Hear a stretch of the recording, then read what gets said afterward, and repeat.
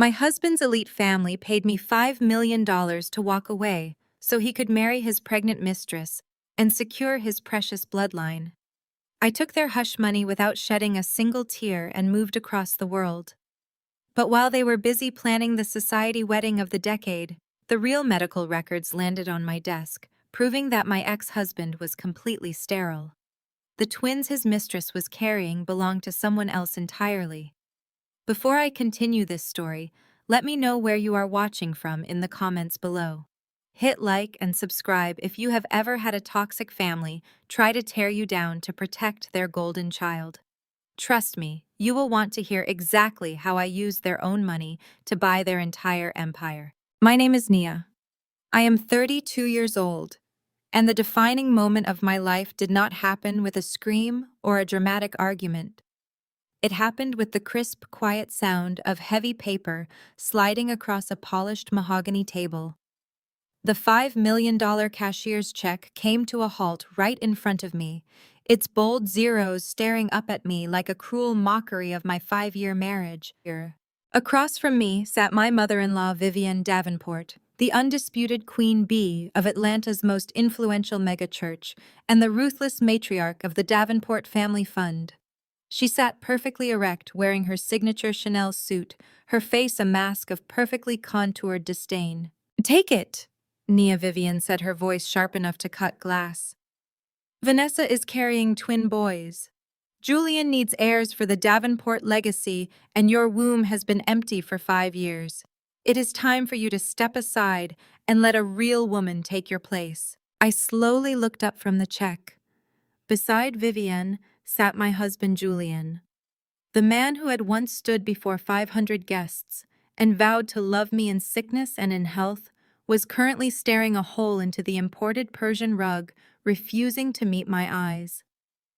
He looked like a scolded child, rather than the 33-year-old chief executive officer of a massive investment firm.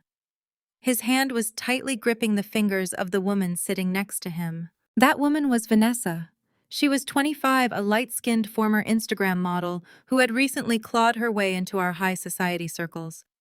She had spent the last year playing the sweet, innocent victim at every charity gala and church luncheon, subtly undermining me while smiling to my face. Right now, she was doing what she did best. Vanessa rested her free hand on her barely visible baby bump and forced a dramatic sob that echoed through the massive, silent dining room. "Please, Nia," she whimpered, dabbing her perfectly dry eyes with a silk tissue. "I never meant to hurt you. I really did not. But Julian and I are so deeply in love. These babies need a real home, a complete family. You have to understand you cannot give him what he needs as a man. Do the right thing for the children. Let him go." I sat perfectly still, absorbing the sheer audacity of the scene before me. For 5 long years, I had endured the suffocating weight of the Davenport family expectations.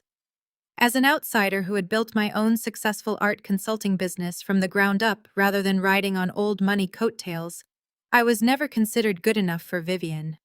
While her friends spent their days hosting lavish garden parties and comparing their designer outfits, I was on flights to Paris and New York negotiating gallery spaces and securing commissions for emerging artists.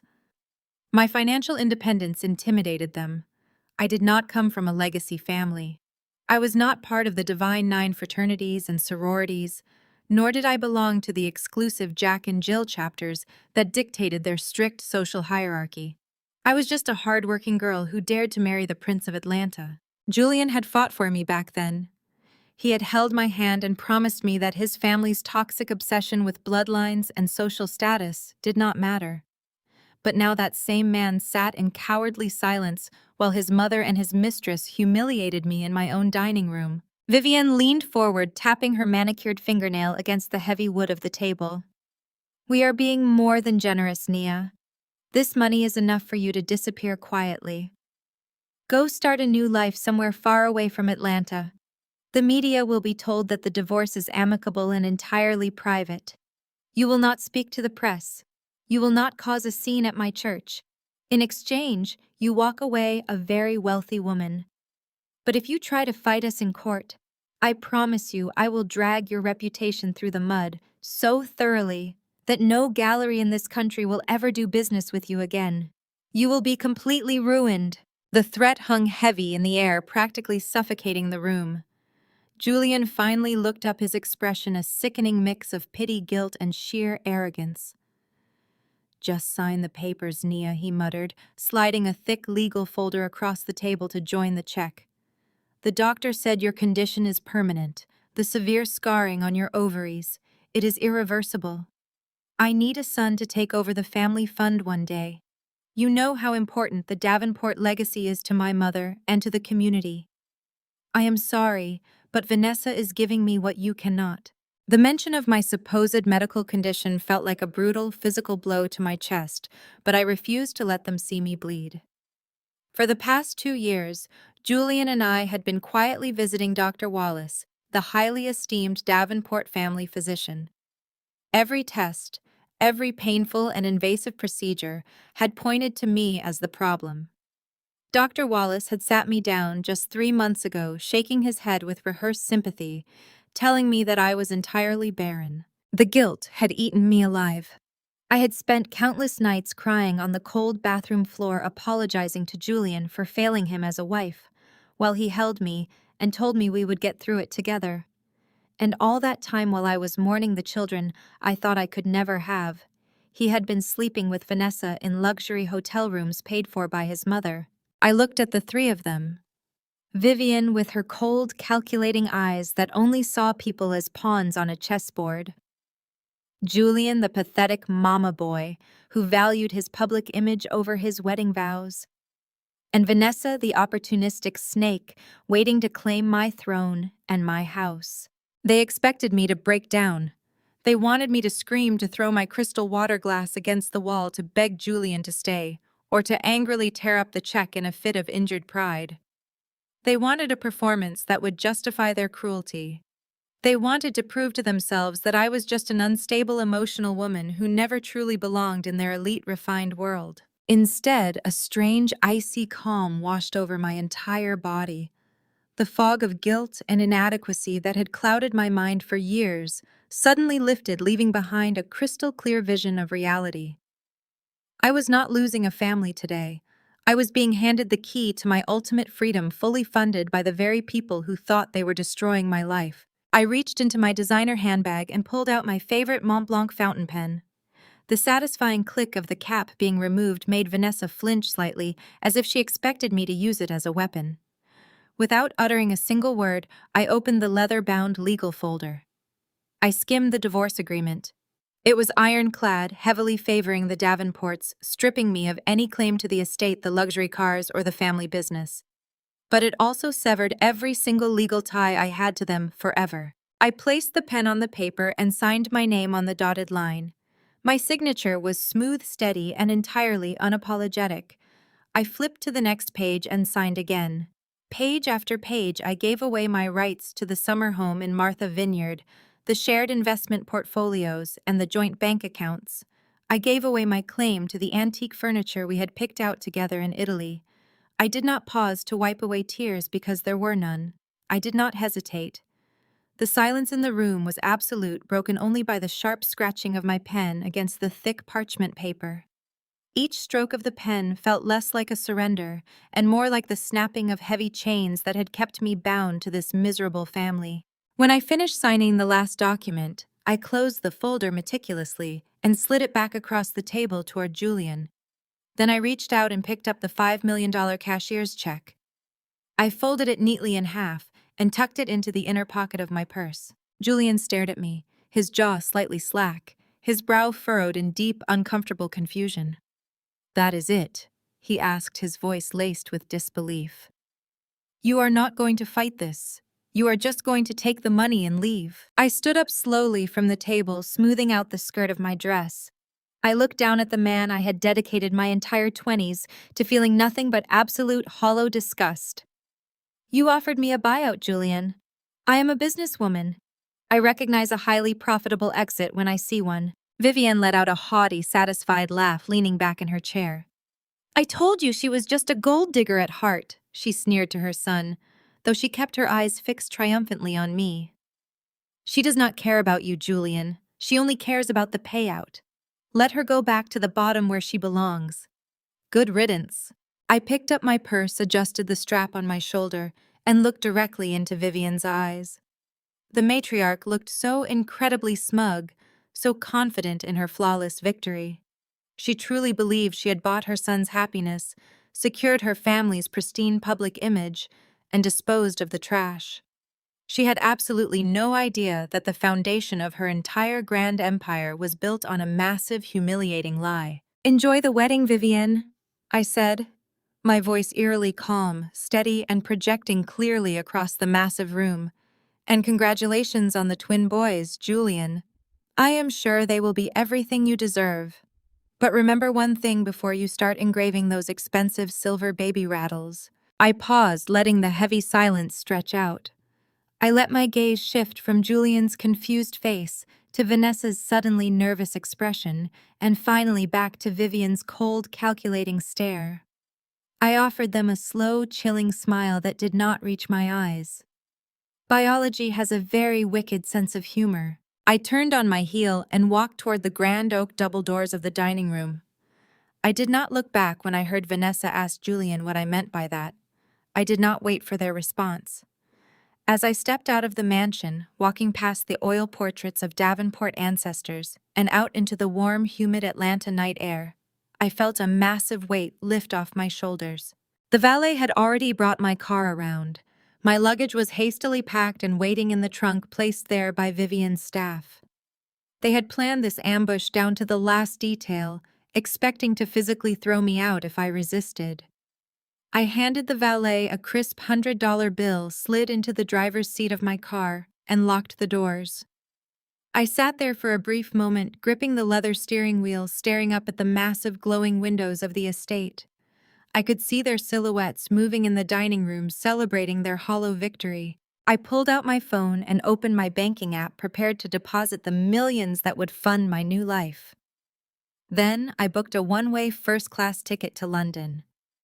The Davenports thought they had discarded me. They thought they had buried me under the weight of their money and their immense social influence. They did not realize they had just fully funded their own destruction. The tires of my British Airways flight touched down on the damp tarmac at Heathrow Airport, and with that slight physical jolt, my past officially became dead to me. I stepped out into the crisp, overcast London morning, breathing in air that tasted sharply of anonymity and limitless potential. By the time I reached my temporary luxury suite at the Savoy Hotel, my phone was already buzzing continuously with frantic texts from Atlanta numbers I did not recognize. They were likely Vivian flying monkeys trying to ensure I had safely left the country and kept my mouth shut. I ignored every single one of them, removed my SIM card, and dropped it into my half-finished cup of morning tea. Then I got straight to work. I did not waste a single day mourning a man who had never truly loved me or a family that had viewed me as nothing more than a defective incubator for their precious legacy. Instead, I opened my laptop and immediately routed Vivian $5 million payoff through a complex labyrinth of high-yield offshore accounts spanning from the Cayman Islands to Switzerland. I diversified the massive funds into aggressive tech startups and premium real estate investment trusts, ensuring that the Davenport hush money was working for me every single second of the day. Within 2 short weeks, I had leveraged my newly acquired capital to lease a sleek glass-walled office space in the heart of Mayfair. I legally registered my new enterprise and hired a small but ruthless team of researchers and legal experts. I was no longer just an independent art consultant playing in the minor leagues of the American South. I was now the founder and principal director of my own international brokerage specializing in securing hyper-rare contemporary pieces for ultra-high net worth individuals. The London art scene was notoriously insular, heavily dominated by old-money European brokers who initially looked at a young Black American woman with polite, thinly veiled amusement. They assumed I was entirely out of my depth. They assumed I lacked the connections and the pedigree to survive in their shark tank. They assumed entirely wrong. My first major power play came exactly 4 months after I arrived in the United Kingdom. A highly reclusive tech mogul from Dubai had retained my exclusive services with a singular, extremely difficult demand. He wanted a specific undocumented Jean-Michel Basquiat painting currently hidden in a private collection in Geneva, and he was willing to pay an absolute fortune to acquire it. The major problem was that a prominent French broker named Laurent had been aggressively negotiating for that exact same piece for over a year on behalf of a Russian oligarch. Laurent had impeccable pedigree, generations of family wealth, and the insufferable arrogance of a man who had never been told no in his entire life. We eventually met at a private viewing inside a heavily guarded Swiss banking vault.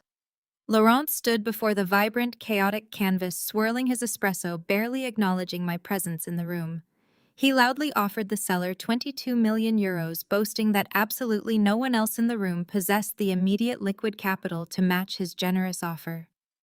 He expected me to quietly pack up my leather briefcase, admit defeat, and take the next flight back to London.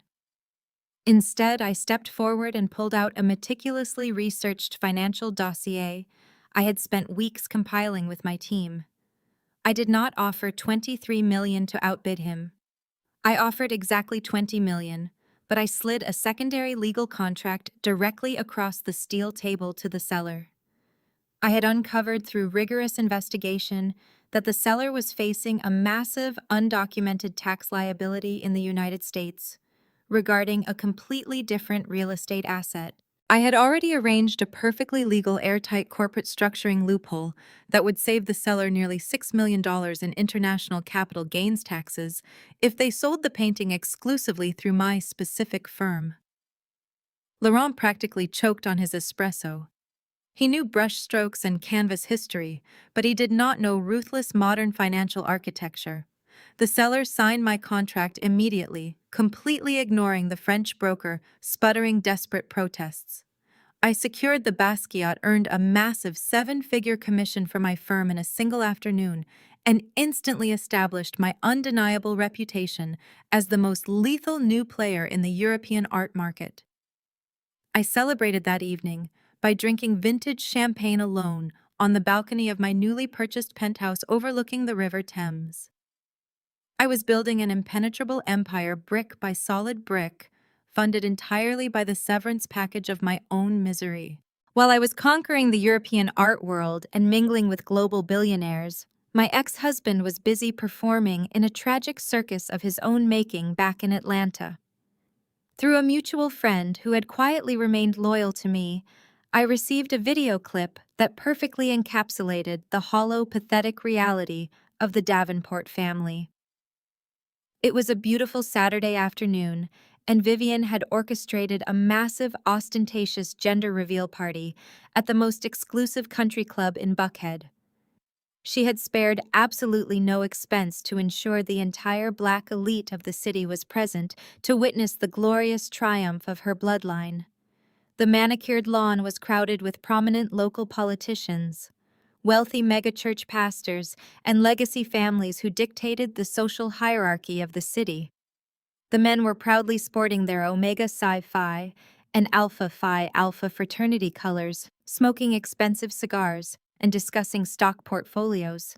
The women stood around in their impeccable Jack and Jill pearls, sipping custom-crafted cocktails and gossiping maliciously behind freshly manicured hands. At the absolute center of this chaotic Vanity Fair stood Julian and Vanessa.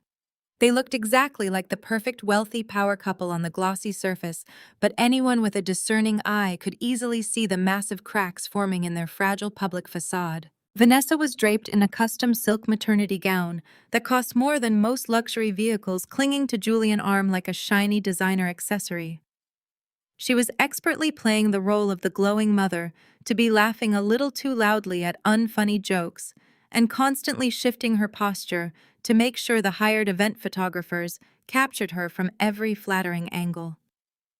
She paraded around the lawn, accepting lavish gifts and soaking up the jealous admiration of the other women. Julian, however, looked completely and utterly exhausted. The dark, heavy circles under his eyes were clearly visible even through the low resolution of the cell phone video. He forced a stiff smile whenever the cameras flashed in his direction, but his broad shoulders were slumped, and he kept darting his eyes around the massive crowd as if he was desperately searching for an emergency escape route. He was a man completely trapped inside a gilded cage of his mother-making, suffocating under the crushing weight of an alpha male image he could never truly live up to in reality. When the highly anticipated time came for the big reveal, Vivian confidently stepped up to the microphone, practically radiating with narcissistic pride. She gave a long, self-congratulatory speech about the unmatched strength of the Davenport legacy and the divine blessing of new life. She even managed to weave in a few subtle, passive-aggressive remarks about how her son had finally found a woman truly capable of fulfilling her natural, God-given duties to the family. The affluent crowd applauded politely, though a few people exchanged deeply uncomfortable glances. Then Julian and Vanessa stepped up to a massive custom-built box wrapped in gold ribbon. On the count of 3, they pulled the heavy ribbons. Thousands of bright blue confetti pieces and hundreds of helium balloons shot violently into the sky, accompanied by the loud popping of champagne corks and a rehearsed deafening cheer from the crowd. Twin boys. The prestigious Davenport name was finally secure for another generation. Vanessa threw her arms dramatically around Julian's neck, kissing him deeply for the cameras, while Vivian wiped a perfectly timed theatrical tear from her eye. They were the absolute picture of high society perfection. But as I sat watching that video from my luxurious, quiet London office, surrounded by millions of dollars in acquired assets and a peaceful life I completely controlled, I did not feel a single ounce of jealousy or regret. I only felt profound pity. They were aggressively celebrating a massive lie. They were popping vintage champagne over a strict medical impossibility. Every single person standing on that manicured country club lawn was buying into a sick delusion orchestrated by a desperate mother and a cowardly, spineless son. Julian was proudly parading around with a woman who was carrying another man's children, completely oblivious to the devastating fact that his own biology had betrayed him long ago. They had happily traded my silence for $5 million, truly thinking they had secured their perfect, untouchable future. They had absolutely no idea that the timer on their explosive secret was already ticking down rapidly, and when the ugly truth finally detonated in front of their elite community, the resulting blast radius would permanently destroy everything they had ever built. 6 months into my new life, my firm was operating at a level of prestige I had once only dreamed of in Atlanta. I had completely detached myself from the suffocating Southern society rules that dictated women should be quiet, agreeable, and solely defined by their husbands' bank accounts. I was in London, and here power was the only currency that truly mattered. It was a cold Tuesday evening when I arrived at Sotheby's for a highly exclusive invitation-only auction featuring contemporary African art. I was there on behalf of a notoriously demanding client who wanted a specific piece, a striking bronze sculpture by a rising Senegalese artist. I took my seat near the front of the lavishly decorated auction room, wearing a sharply tailored emerald green suit that commanded absolute attention. The room was packed with European aristocrats, venture capitalists, and legacy collectors. I flipped through the glossy catalog, completely focused on my target. When the sculpture was finally brought onto the stage, the heavy velvet curtains pulling back to reveal its stunning metallic curves, a quiet murmur rippled through the elite crowd. The auctioneer, a tall British man with a booming voice, started the bidding at £2 million. I raised my numbered paddle immediately. 2.5? I called out, my voice steady and completely devoid of emotion. I expected a swift victory. I had aggressively outmaneuvered the competition on my last 3 acquisitions, and my reputation in the room was already established. But before the auctioneer could even acknowledge my bid, a deep, resonant voice echoed from the back of the room. 3 million. I turned my head slightly, my eyes scanning the dimly lit rows of antique wooden chairs, until I found the source of the interruption. He was sitting casually in the last row, his long legs crossed, projecting an aura of absolute unbothered confidence. He wore a perfectly fitted midnight blue tuxedo with no tie, the top 2 buttons of his crisp white shirt undone. He was strikingly handsome, with dark skin, a sharp jawline, and piercing brown eyes that were currently locked directly onto mine. I did not know his name yet, but I instantly recognized the dangerous, calculating energy radiating from him. He was not old money. He did not have the lazy, entitled posture of a man who had inherited his wealth. He had the sharp, hungry look of a predator who had built his empire from the ground up. 3.5, I countered loudly, turning my attention straight back to the auctioneer. I refused to let some arrogant stranger intimidate me out of a commission. 4 million. The man replied instantly, not missing a single beat. The crowd began to whisper excitedly. 5 million, I shot back, gripping my paddle tightly. 5.5, he said, his voice dropping an octave, practically purring with amusement. I knew my client's absolute limit was 6 million. I had to end this immediately before he drove the price into an unacceptable range. 6 million, I announced, standing up slowly from my chair, turning to face him fully. I stared him down with a look of pure, icy warning. I am not playing a game, my eyes told him. He held my gaze for 5 agonizingly long seconds. The entire room fell completely silent, waiting to see who would blink first. Then slowly, a devastatingly charming smile spread across his face. He respectfully tilted his head toward me and lowered his paddle. Going once, going twice, sold to the lady in the green suit for 6 million pounds, the auctioneer shouted, slamming his wooden gavel down hard. I let out a slow breath, smoothed my jacket, and walked toward the private payment lounge to finalize the massive transaction. I had barely signed the final wire transfer authorization when the heavy oak door swung open behind me. It was him. Up close, he was even more imposing, standing well over 6 feet tall, carrying a tumbler of scotch. "Dominic Banks," he said, extending a large, warm hand toward me. "I apologize for running up the price on your sculpture. I just wanted to see how far you were willing to go." I took his hand, my grip just as firm as his. "Nia Davenport," I replied smoothly, "and you just cost my client an extra £1 million just to test my limits." Dominic laughed, a rich, vibrant sound that filled the small room. "Well, Nia Davenport, you have an incredibly intimidating poker face. I am the founder of a cybersecurity tech firm here in London. I came tonight looking to buy something beautiful for my new corporate headquarters, but I think I found something infinitely more captivating." He did not say it like a cheesy pickup line. He said it like a stark, undeniable statement of fact. His directness caught me off guard. In the rigid, judgmental world of Atlanta, high society, men spoke in coded circles. Julian had always been obsessed with appearances, carefully filtering every word to ensure it aligned with his mother's strict church standards. Dominic was the exact opposite. He did not care about the pretentious rules of engagement. He looked at me with open, unapologetic admiration, not for my family lineage or my social standing, but for the ruthless business acumen I had just displayed on the auction floor. Over the next several weeks, Dominic Banks systematically dismantled every defensive wall I had spent years building around my heart. He did not court me with the traditional boring dinner dates that the Davenport men utilized. He treated me like an equal partner in a high-stakes corporate merger. On our first date, he flew us by private helicopter to his massive estate in the Scottish Highlands, just to show me his private art collection and ask for my professional critique. He actually listened when I spoke. He engaged with my mind, challenging my opinions on global markets and modern expressionism.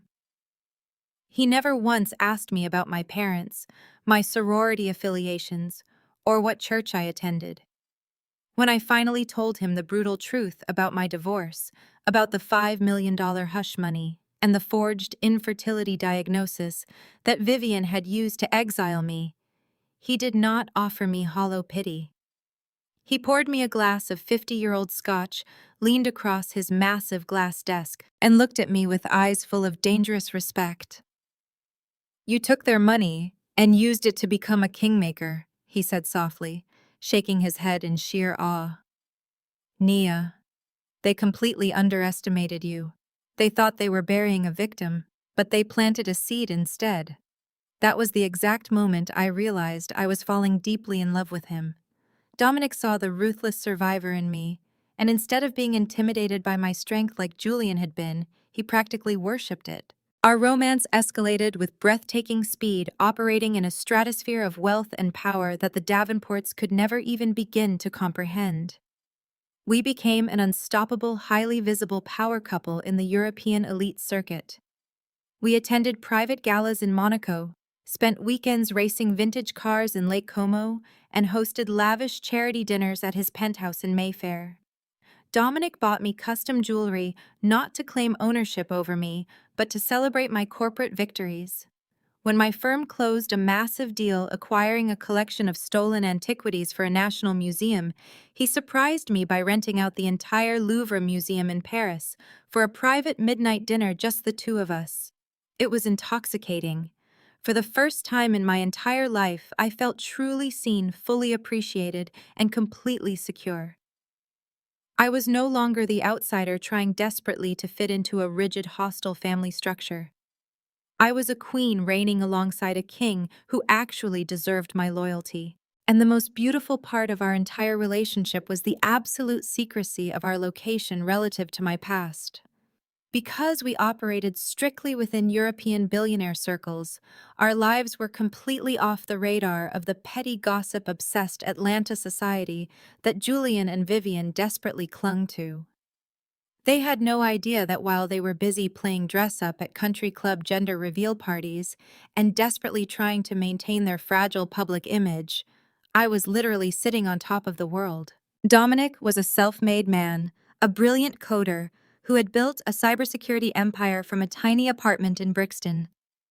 His journey commanded a level of authentic respect that Julian, who merely managed the wealth his grandfather had built, could never achieve. Dominic understood the precise weight of ambition. We spent countless nights awake until dawn mapping out our respective business empires on the massive whiteboard in his home office, drinking espresso and strategizing hostile takeovers. I helped him refine his corporate branding, utilizing my keen eye for aesthetics, while he provided me with exclusive insider knowledge regarding tech startups that needed aggressive seed funding. My initial $5 million investment portfolio tripled under his expert guidance, skyrocketing my personal net worth into the tens of millions. We were not just building a life together, we were forging an absolute dynasty. Meanwhile, back across the Atlantic, the Davenport facade was slowly beginning to crack under its own immense weight. The elite circles of Atlanta were notoriously fickle, and rumors had started to circulate regarding the true nature of my sudden, extremely quiet departure. Vivian spent most of her days frantically doing damage control, throwing more lavish luncheons, and donating massive sums of money to the mega church building fund just to keep the congregation whispering favorably about her son. She forced Julian and Vanessa to attend every single high society event, parading them around like prize-winning show ponies. But the harder she pushed the narrative of their perfect, blessed union, the more obvious their misery became. Julian looked increasingly haggard, drinking heavily at social events, while Vanessa grew demanding and volatile constantly, threatening to take the babies and leave if she did not get her way. They were trapped in a miserable prison of their own design, slowly suffocating under the heavy weight of their massive lies. They foolishly thought I had completely vanished into a life of quiet, pathetic obscurity. They did not realize I had relocated to a much higher vantage point, waiting patiently for the absolute perfect moment to strike. That perfect moment, however, was about to be accelerated by a biological plot twist I could never have anticipated. It was 4 months into my relationship with Dominic. We were attending an ultra-exclusive winter gala at a historic mansion in Mayfair, hosted by a prominent British aristocrat. The grand ballroom was a blinding sea of diamond necklaces and bespoke tuxedos filled with the most influential financial players in Europe. I was wearing a floor-length crimson silk gown that Dominic had specially commissioned for me from a private designer in Milan. I felt utterly invincible.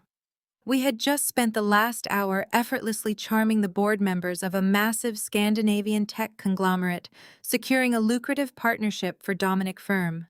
He stood beside me, his hand resting possessively on my lower back, as a waiter offered us fresh flutes of vintage champagne.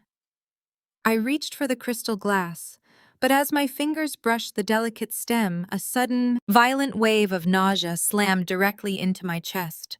The bright chandeliers above me seemed to violently sway, blurring into brilliant streaks of white light. A loud ringing sound erupted in my ears, drowning out the classical string quartet playing in the corner of the room. I tried to take a deep breath to steady myself, but the heavily perfumed air of the ballroom felt impossibly thick and suffocating. I gripped Dominic's arm tightly, my nails digging into the dark wool of his tuxedo jacket. Dominic turned to me, his confident smile instantly vanishing when he saw my pale face. Before I could even form the words to tell him, I felt unwell. The marble floor rushed up to meet me. The last thing I heard before slipping into total darkness was the sound of my champagne flute shattering against the stone and Dominic shouting my name. When I finally opened my eyes, the opulent ballroom had been replaced by the pristine, stark white walls of a private medical suite. The rhythmic beeping of a heart monitor echoed in the quiet room. I was lying in a hospital bed, an intravenous line taped securely to the back of my hand. Dominic was sitting in a chair drawn flush against the mattress, gripping my free hand with a fierce intensity. He looked immaculate as always, but his jaw was clenched so tightly that a muscle twitched near his temple. When he realized I was awake, a profound look of relief washed over his features. He pressed a gentle kiss to my knuckles and told me I was at the Wellington Hospital, an elite private facility in London. He had bypassed the public emergency services, completely utilizing his personal security team to transport me directly to the top medical specialists in the city. Before I could ask what had caused my sudden collapse, the heavy wooden door of the suite opened. A tall, distinguished-looking physician with silver hair walked into the room holding a sleek digital tablet. He introduced himself as Dr. Errington, the chief of internal medicine. His expression was completely unreadable, perfectly schooled into absolute professional neutrality. He asked me how I was feeling, checking my vitals and the monitors beside my bed. I told him I felt exhausted but physically fine, insisting that it must have been simple dehydration or the overwhelming heat of the crowded gala. Dr. Errington offered a small, polite smile and shook his head. He wheeled a large ultrasound machine to the side of my bed and instructed the nurse to adjust my blankets. He applied a cold, clear gel to my lower abdomen and pressed the transponder against my skin. The screen flickered to life, displaying a grainy black and white image. He tapped a few buttons on the keyboard and suddenly a rapid, rhythmic whooshing sound filled the quiet room. It sounded exactly like the frantic galloping of a tiny horse. I stared at the monitor in complete confusion. Dr. Errington pointed to a small, pulsing mass in the center of the screen. "Congratulations, Ms. Davenport," he said, his voice smooth and incredibly calm. "You fainted due to a slight drop in your blood pressure, which is entirely normal for your condition. You are exactly 10 weeks pregnant." The entire room seemed to freeze. The rhythmic galloping sound echoing from the machine felt like a severe physical blow to my chest.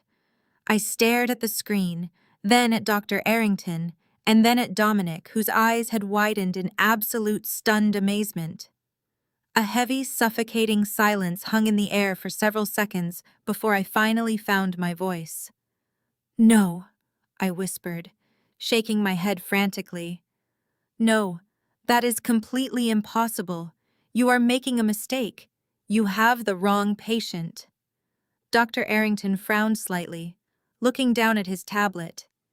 "There is no mistake, I assure you. The ultrasound is completely definitive, and your blood panels confirm highly elevated hormone levels indicative of early-stage pregnancy." I sat up in the bed, aggressively wiping the ultrasound gel off my stomach with a towel. "You do not understand," I insisted, my voice rising in panic and frustration. "I cannot get pregnant. I am completely sterile. I have severe, irreversible scarring on my ovaries. It is a documented medical fact. I have been treated for years by one of the top fertility specialists in Atlanta." Dominic placed a steadying hand on my shoulder, but I shrugged it off, reaching desperately for my purse resting on the bedside table. I pulled out my phone, my hands shaking violently as I accessed my secure digital medical portal. I pulled up the extensive files from Dr. Wallace, the Davenport family physician. I shoved the glowing screen directly into Dr. Arrington's hands. "Read it," I demanded.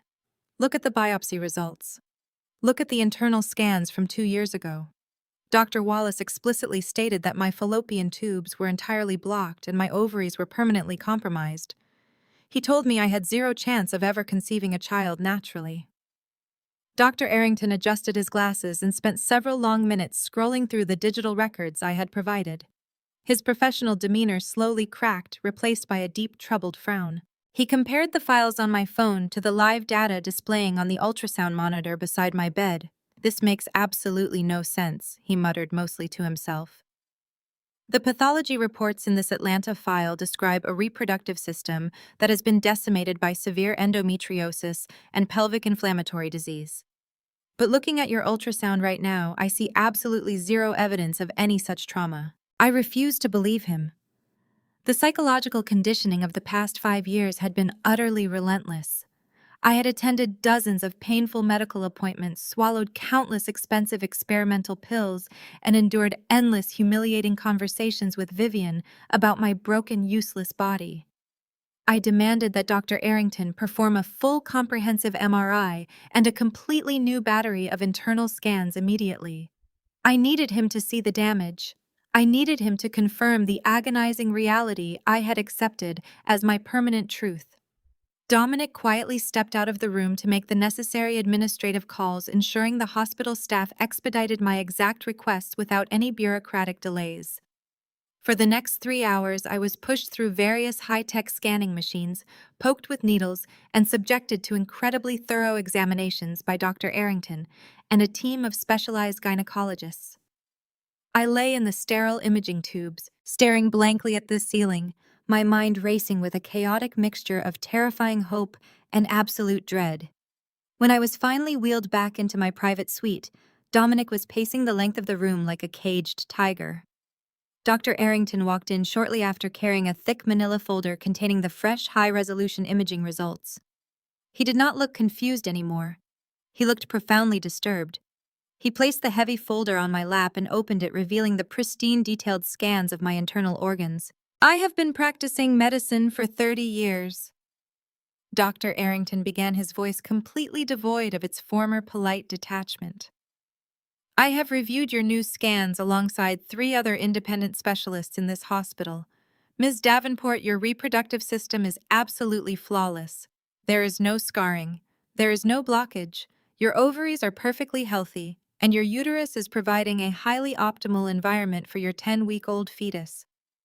I stared blindly at the glossy images, my brain refusing to process his words. "But the files from Atlanta," I stammered. Dr. Wallace showed me the images of the scarring himself. Dr. Arrington sighed heavily, pulling my phone from his pocket and placing it next to the real scans. "The files provided by your doctor in Atlanta are complete fabrications. The ultrasound images attached to your file belong to a completely different patient. The biopsy reports are entirely falsified. I do not know who this Dr. Wallace is, but he has committed massive, blatant medical fraud. He intentionally diagnosed you with a severe condition you never possessed, and he doctored your official medical records to perfectly support that lie." The realization hit me with the devastating force of a speeding freight train. Dr. Wallace was not just some random physician. He was the prominent Davenport family doctor. He had attended Vivian exclusive dinner parties. He had played golf with Julian at the country club every single Sunday. He was on the direct payroll of the massive family fund. The entire agonizing narrative of my infertility, the years of soul-crushing guilt, the endless apologies I had tearfully whispered to Julian in the dark, the brutal $5 million divorce settlement. It was all a calculated, meticulously orchestrated lie. They had known. Vivian had known. Julian had known. They had literally paid a licensed medical professional to manipulate my charts and convince me that I was a broken, barren woman. Why? The question screamed through my mind until the horrific answer finally materialized. Julian, the golden child of the Davenport Empire, the man who desperately needed an heir to secure his inheritance and his massive ego. It was not me who was broken. It was him. Vivian had orchestrated this massive cruel deception simply to protect her precious son from the social humiliation of being entirely sterile. She had decided to sacrifice my sanity, my marriage, and my entire self-worth just to maintain their flawless public image. I sat frozen on the hospital bed, my hands resting instinctively over my lower stomach, where Dominic Child was currently growing safely. The tears finally came, but they were not tears of sorrow or grief. They were hot, bitter tears of absolute, unadulterated rage. Dominic stepped forward and wrapped his strong arms around me, pulling my face against his chest as I trembled violently. He did not offer empty platitudes or tell me to calm down. He simply held me, his own body tense with barely contained fury, as he realized the sheer magnitude of the evil I had been subjected to. The Davenports had stolen 5 years of my life. They had mentally tortured me and thrown me away like defective garbage. But sitting in that London hospital room, listening to the impossible beautiful heartbeat of my unborn child echoing from the monitor, I made a silent, deadly vow. I was going to completely annihilate them. Dominic immediately understood the dangerous shift in my demeanor. He did not offer empty words of comfort because he knew I did not need them. He recognized the cold, calculating look in my eyes because it was the exact same look he possessed when orchestrating a hostile corporate takeover. He simply pulled out his secure phone and made a single brief phone call. Within 48 hours, I was discharged from the hospital and sitting comfortably in my glass-walled Mayfair office, sliding a thick file across my desk to the most ruthless private investigator money could buy. His name was Silas, a former British intelligence operative who specialized in corporate espionage, offshore financial tracking, and unearthing the deeply buried secrets of the global elite. He did not ask questions about morality, he only asked for a target. I gave him Dr. Wallace. I wanted to know every single detail about the esteemed Davenport family physician. I wanted his bank records, his private emails, his offshore accounts, and the digital footprint of every transaction he had made over the last 5 years. I gave Silas a blank check funded by the very money Vivian had paid me to disappear. I told him to tear Dr. Wallace's life apart and find the exact price of my suffering. Silas went to work with terrifying efficiency. He completely bypassed standard legal channels, utilizing a network of high-level hackers and financial insiders to breach the heavily encrypted servers of Dr. Wallace's private medical practice in Atlanta. It only took Silas 2 weeks to return to my office with a sleek black hard drive containing the answers that would ultimately destroy the Davenport empire. We sat in the dimly lit boardroom of my firm, Dominic standing silently by the window while Silas connected the drive to the projector. The first image that flashed onto the screen was a complex financial flowchart. Silas explained that Dr. Wallace lived a lifestyle far exceeding the standard income of a private family physician. He owned a massive vacation estate in the Hamptons, a brand new luxury yacht moored in Miami, and a fleet of imported sports cars. None of these extravagant assets were registered in his actual name. They were hidden behind an intricate web of anonymous shell companies registered in Delaware and the Cayman Islands. But Silas had meticulously followed the digital money trail, tracing the funds backward through a series of offshore accounts until he hit the absolute source. Silas clicked a button and a scanned bank document appeared on the massive screen. It was a wire transfer authorization. The amount was staggering, $750,000. The date on the transfer was exactly 1 week before Dr. Wallace had first called me into his office to deliver the devastating fabricated news that my fallopian tubes were severely scarred and my ovaries were permanently compromised. And the signature at the bottom of the wire transfer authorization belonged to Vivian Davenport. The transaction was cleverly disguised as an anonymous charitable donation to a medical research foundation that Dr. Wallace secretly controlled. It was a massive, untraceable bribe. Vivian had literally purchased my medical diagnosis. But the financial corruption was only the beginning of the nightmare. Silas clicked to the next slide, bringing up a highly classified, heavily encrypted medical file that he had extracted from a hidden offline server in Dr. Wallace's basement. The name at the top of the file was Julian Davenport. Silas looked at me with a grim expression and explained that he had cross-referenced the dates. Julian had visited Dr. Wallace for a comprehensive fertility screening 6 months before my own invasive testing had even begun. I read the medical jargon glowing on the screen, my blood running completely cold. The official diagnosis was highlighted in bright yellow: non-obstructive azoospermia. I stared at the words, the clinical terminology burning themselves into my memory. Julian's reproductive system was not just compromised, it was completely and utterly barren. The report detailed that his body produced absolutely zero sperm due to a severe, undocumented bout of complications from an infection he suffered during his early teenage years. The condition was entirely irreversible. There was no surgery, no experimental medication, and no amount of Davenport money that could ever fix it. Julian was genetically incapable of fathering a child. He was a complete biological dead end. The sheer magnitude of the betrayal washed over me in sickening waves. Everything suddenly made perfect, terrifying sense. Vivian had always known her golden son was defective. In the hyper-competitive, image-obsessed world of the Atlanta Black elite, a man's worth is often directly tied to his ability to produce heirs.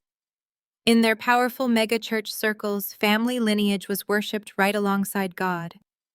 The Davenport name was a brand, a symbol of unmatched strength, virility, and generational dominance.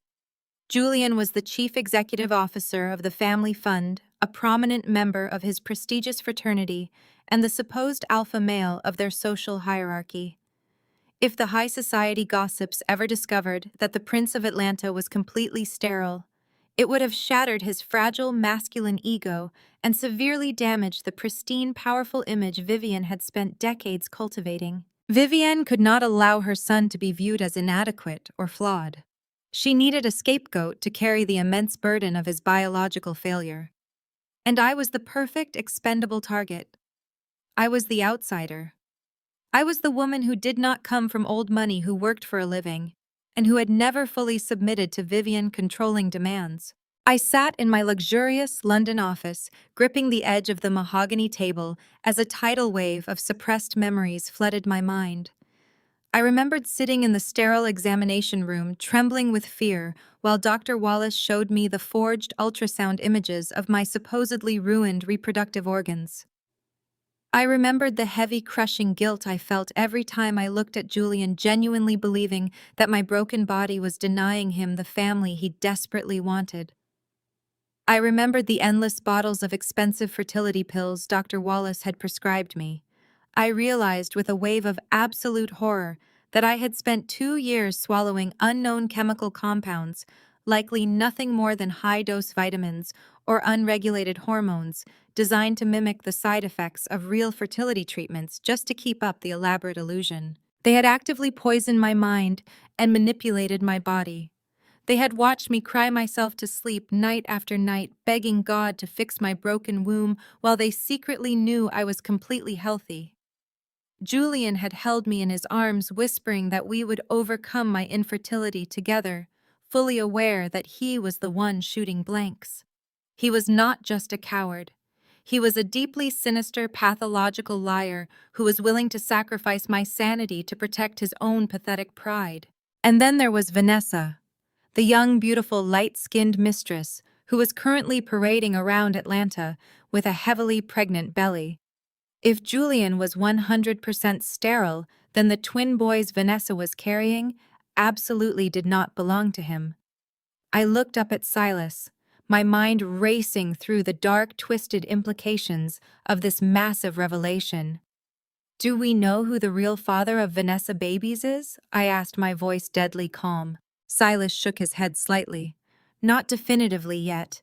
Vanessa has been incredibly careful with her communications. However, my surveillance team in Atlanta has noted that she spends a highly unusual amount of time alone with Julian's younger brother Darius. They frequent the same private VIP rooms at exclusive clubs when Julian is traveling for business. But without a direct DNA test, it remains circumstantial. It did not matter. The identity of the real father was just the explosive detonator waiting to be pressed. The primary weapon was already locked and loaded in my hands. I had the undeniable concrete proof of their massive medical fraud. I had the wire transfers. I had Julian's real medical file. I had everything I needed to burn the Davenport legacy to the absolute ground. Dominic walked over and placed his hands firmly on my shoulders, grounding me in the present moment. "You have the truth now, Nia," he said softly, his voice vibrating with a dangerous, protective energy. "What do you want to do with it?" I looked at the glowing screen, staring at the financial records of the people who had tried to destroy me. They had paid me $5 million to disappear quietly, assuming I would fade into pathetic obscurity.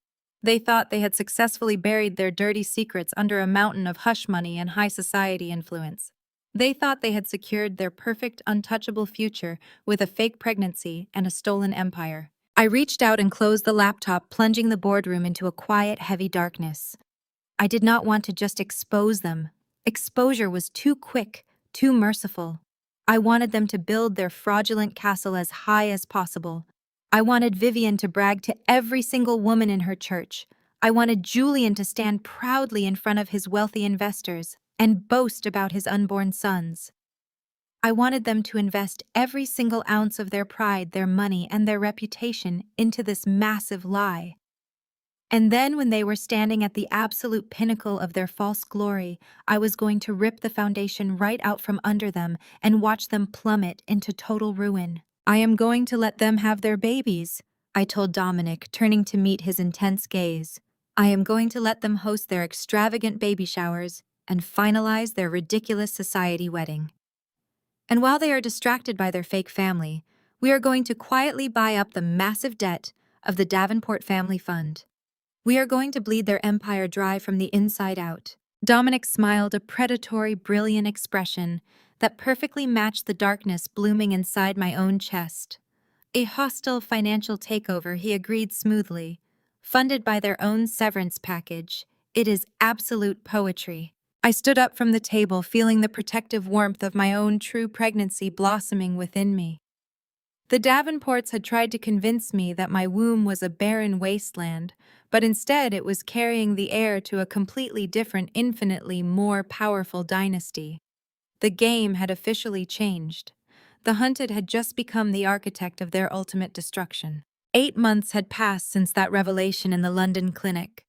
While Dominic and I were quietly consolidating our financial stronghold over the Davenport Empire from the shadows of our European headquarters, the glittering illusion Vivian had so desperately constructed in Atlanta was beginning to fracture under its own immense weight.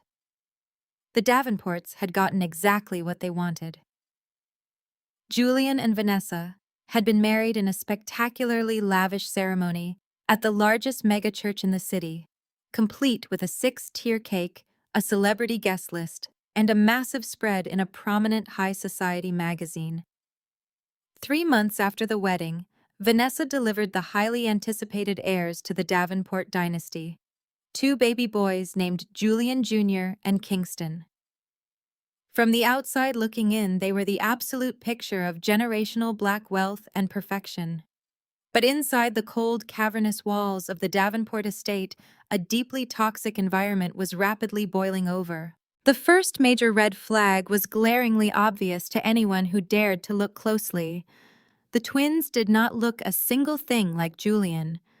Julian possessed the striking, deep mahogany skin and sharp, angular jawline that had defined the men of the Davenport lineage for 3 generations. The twins, however, were exceptionally fair, with a very specific soft bone structure and hazel eyes that completely bypassed Julian genetics. Of course, babies often favor one parent over the other, and Vanessa was light-skinned. But as the months went by, the infants began to display distinct facial expressions, hair textures, and physical mannerisms that were entirely foreign to Julian. They did, however, bear an uncanny, terrifying resemblance to his younger brother Darius. Darius had always been the black sheep of the family, known for his hazel eyes, his lighter complexion inherited from a distant grandfather, and his completely irresponsible lifestyle. Every time Darius visited the estate to see his new nephews, an uncomfortable, suffocating tension filled the room.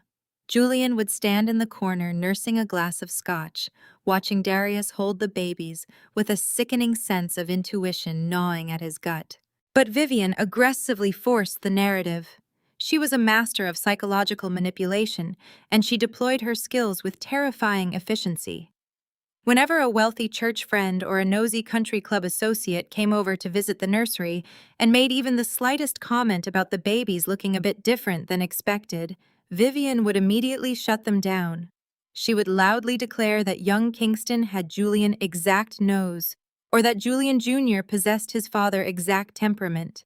She filled the mansion with massive custom-painted portraits of Julian holding the boys, literally papering over the obvious physical discrepancies with sheer financial force. She paid off the estate staff with massive bonuses, ensuring their absolute silence regarding the obvious tension in the household. Vivian was determined to maintain the perfect facade, completely blind to the fact that she had invited a ruthless predator directly into her home. Vanessa had completely dropped her innocent sweet girl act the absolute second the ink was dry on their marriage certificate and the babies were safely delivered. She was no longer the grateful, accommodating young woman who had tearfully begged me to step aside. She had secured her position as the mother of the Davenport heirs, and she was going to extract every single ounce of power that title afforded her. The dynamic inside the mansion shifted violently. Vanessa realized very quickly that Julian was entirely dependent on her to maintain his fragile masculine image, and she used that leverage to become a tyrant. She began making outrageous financial demands, completely bypassing Julian and going straight to the board of the family fund. She demanded a 20% ownership stake in the company, citing her need to secure a financial future for the boys. When Julian weakly tried to protest, arguing that the fund was meant to stay strictly within the bloodline, Vanessa simply smiled a cruel, knowing smile and threatened to pack up the twins and leave him for a highly publicized divorce. Julian, terrified of the public humiliation that would follow losing another wife so quickly, completely folded and gave her the shares. Vanessa's cruelty was not just limited to Julian. She aimed her most venomous behavior directly at Vivian. The matriarch, who had once ruled the Atlanta high society scene with an iron fist, was now being treated like a glorified servant in her own home. Vanessa would intentionally schedule her massive, obnoxious charity luncheons at the estate and order Vivian to manage the catering staff. If the floral arrangements were slightly incorrect, Vanessa would publicly berate Vivian in front of the other society women, heavily implying that the older woman was losing her touch. Vivian, paralyzed by her desperate need to keep the babies in the house and the family secret, hidden, swallowed her massive pride and took the abuse. She watched with simmering, silent rage as Vanessa completely redecorated the historic estate, throwing out expensive family heirlooms and replacing them with gaudy modern furniture. She fired the loyal household staff who had worked for the family for decades, replacing them with a private entourage of stylists and personal assistants who catered exclusively to her every whim. The grand dining room where I had once been handed my divorce papers was transformed into her personal staging area for endless influencer photo shoots. Vanessa was systematically erasing the Davenport legacy and replacing it with a monument to her own vanity and greed. Julian was rapidly deteriorating under the immense pressure of his miserable reality. He had traded a loyal, self-sufficient wife for a demanding tyrant, all to secure a biological legacy that his own subconscious was begging him to question. He spent most of his time locked in his home office or taking extended business trips, just to avoid the chaotic, hostile environment of his own house. He was drinking heavily, popping anxiety medication, just to make it through his board meetings, and aggressively dodging phone calls from investors who were beginning to notice his erratic behavior. He was a man drowning in a shallow pool of his own making, desperately clinging to the false hope that the twins would eventually grow to look like him and silence the deafening doubts in his mind. The fragile, miserable universe they had constructed was about to be violently shattered by a completely unforeseen biological crisis. It happened on a quiet Tuesday evening exactly 8 months after the twins were born. The mansion was relatively calm. Vanessa was upstairs getting a private massage, and Julian was in his study reviewing financial documents. The silence was suddenly broken by a frantic, piercing scream from the nursery. Julian rushed down the hallway, bursting through the door to find the night nurse hovering over little Kingston crib in absolute panic. The baby was completely limp, his skin carrying a terrifying grayish-blue tint. His breathing was incredibly shallow and his tiny chest was barely moving. Julian scooped the infant into his arms, his heart hammering against his ribs in sheer terror. He yelled for Vivian to call an ambulance, entirely ignoring Vanessa, who had come running out of her room in a silk robe, demanding to know what was ruining her evening. The ride to the hospital was a chaotic blur of screaming sirens and agonizing panic. They arrived at the elite pediatric wing of the Atlanta Medical Center. Within an hour, word had spread through their elite social circles. Several prominent members of Vivian megachurch, board the very people whose approval she valued above her own soul, arrived at the hospital to offer their prayers and support. They sat in the plush waiting area, whispering among themselves while watching the family fall apart. Julian paced the waiting room for 3 grueling hours. His expensive suit wrinkled, his hands shaking violently as he drank terrible hospital coffee. Vivian sat rigidly in a plastic chair, quietly reciting church prayers, while Vanessa paced the floor, complaining loudly about how the stress was ruining her complexion. The sheer difference in their reactions was sickening, but Julian was too terrified for the baby to even notice his wife's horrific lack of maternal instinct. Finally, a pediatric hematologist named Dr. Evans emerged from the double doors of the intensive care unit. His face was grim, heavily lined with exhaustion. Julian rushed forward, demanding to know what was wrong with his son. Dr. Evans explained that Kingston had suffered a severe, sudden hemolytic crisis. The infant red blood cells were rapidly breaking down, depriving his vital organs of oxygen. The condition was caused by an extremely rare, highly specific hereditary blood disorder that had managed to bypass their initial newborn screenings. The baby bone marrow was failing to produce enough healthy cells to replace the ones being destroyed. Kingston was in critical condition, and his tiny body was rapidly going into shock. He needed an immediate, massive blood transfusion to stabilize his system and save his life. Julian did not hesitate for a single second. He aggressively rolled up the sleeve of his dress shirt and extended his arm toward the doctor. "Take my blood," he demanded, his voice cracking with desperate emotion. "I am his father. Take whatever he needs. Just save my son." Dr. Evans looked at Julian, his professional demeanor remaining entirely calm despite the frantic energy in the room. "We are currently running the boy blood panels through the lab to determine his exact type and screen for the specific genetic markers of this disorder," Dr. Evans explained slowly.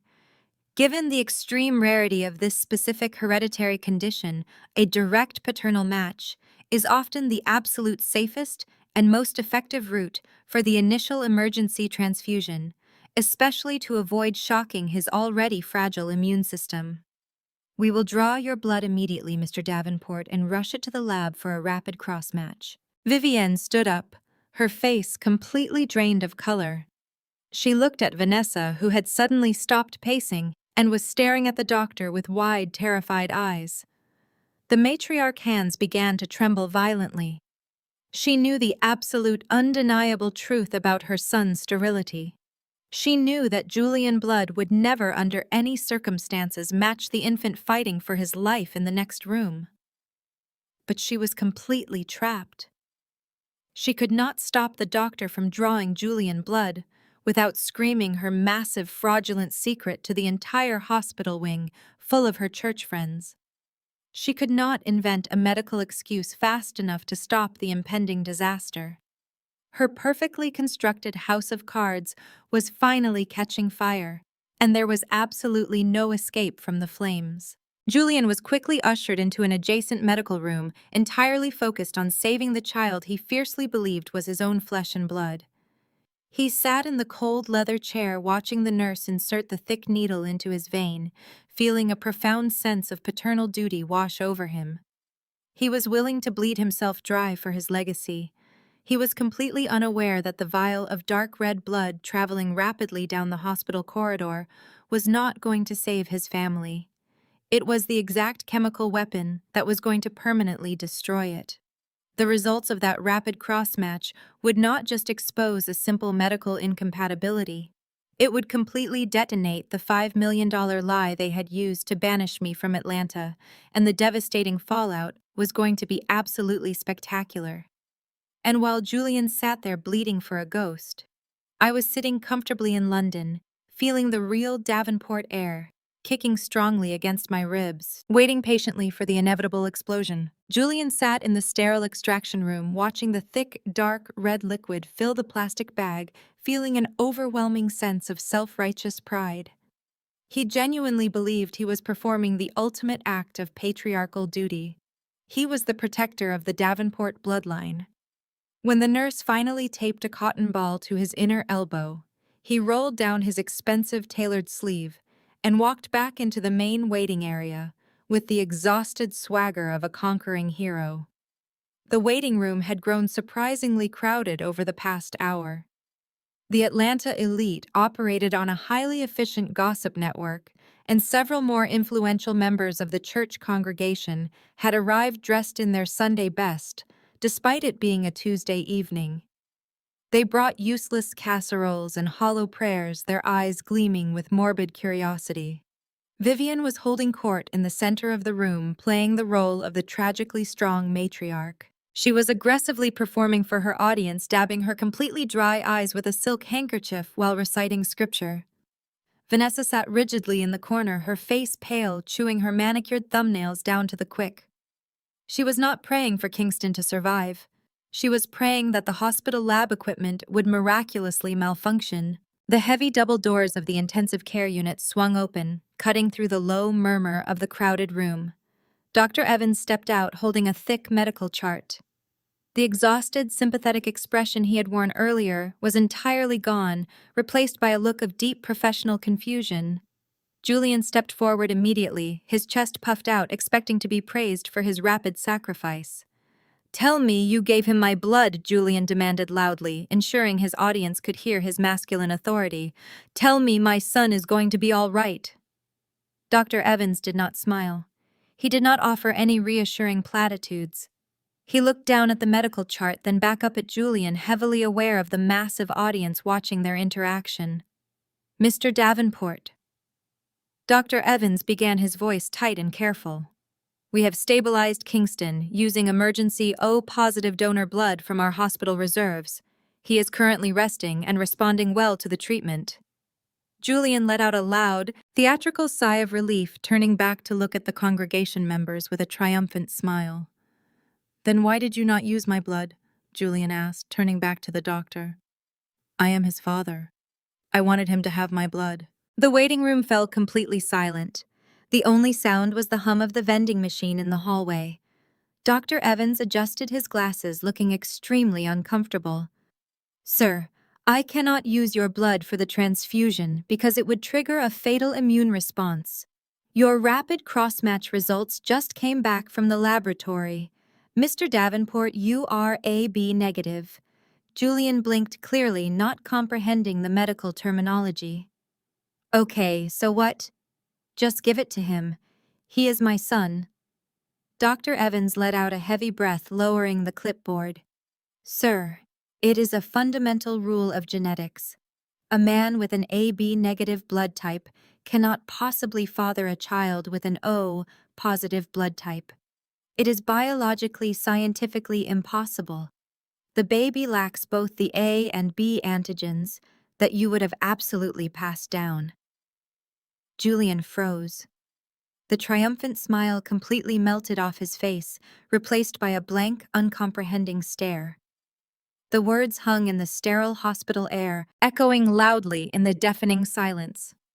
"What are you talking about?" Julian asked, his voice suddenly sounding very small. "You are mistaken," Vivian interrupted sharply. She practically shoved her way through the crowd of church members, her face flushed with absolute panic. She grabbed Julian's arm, her perfectly manicured nails digging into his suit jacket. "The doctor is just exhausted, Julian. He is reading the wrong chart. Let us go into a private room and discuss this quietly." She was desperate to drag him away from the audience, desperate to contain the explosive secret before it completely detonated. But Julian ripped his arm away from his mother grip. He stepped closer to Dr. Evans, his physical posture turning highly aggressive. "Are you calling my wife a liar?" Julian shouted, his voice echoing violently down the hospital corridor. "Are you standing here in front of my family and my community and telling me that my son is not mine?" Dr. Evans did not back down. He was a medical professional, not a country club socialite, and he did not care about the Davenport family legacy. "I am not making any accusations, Mr. Davenport. I am simply reading the laboratory results. You are not the biological father of that child." A loud collective gasp erupted from the church members. Several women clutched their pearls, their eyes darting wildly between Julian the doctor and Vanessa. Vanessa had completely shrunk into her plastic chair, her face buried in her hands, refusing to look up. Julian turned his head slowly, his eyes locking onto his wife. The sheer denial in his brain was fighting a massive losing battle against the mounting evidence. He refused to look like a fool. He refused to let these people believe that the Prince of Atlanta had been cuckolded. "Fix this!" Julian screamed at the doctor, pointing a shaking finger directly at his face. "Run the test again. Your lab technicians are completely incompetent. Run a full DNA test right now. I demand an emergency paternity test this absolute second." Dr. Evans sighed, clearly irritated by the outburst but willing to comply to de-escalate the situation. "We can expedite a cheek swab paternity test through our rapid genetics lab, but it will take a few hours to process." "Do it!" Julian roared, slamming his fist against the reception desk. "Do it right now, and I want everyone in this room to stay exactly where they are until the results come back to prove this idiot wrong." What followed was the most excruciating, humiliating 3 hours in the history of the Davenport family. No one left the waiting room. The church members, absolutely thrilled by the unfolding scandal, sat glued to their seats, aggressively texting their friends and family members. The rumors were already spreading like wildfire across the city before the test was even administered. The hospital staff quickly swabbed Julian's cheek and took a sample from the baby in the intensive care unit. Then the waiting began. Julian paced the length of the room like a rabid dog, completely ignoring Vanessa, who was silently weeping in the corner. Vivian sat frozen, her posture rigid, staring straight ahead at the blank wall. She knew exactly what the results would be.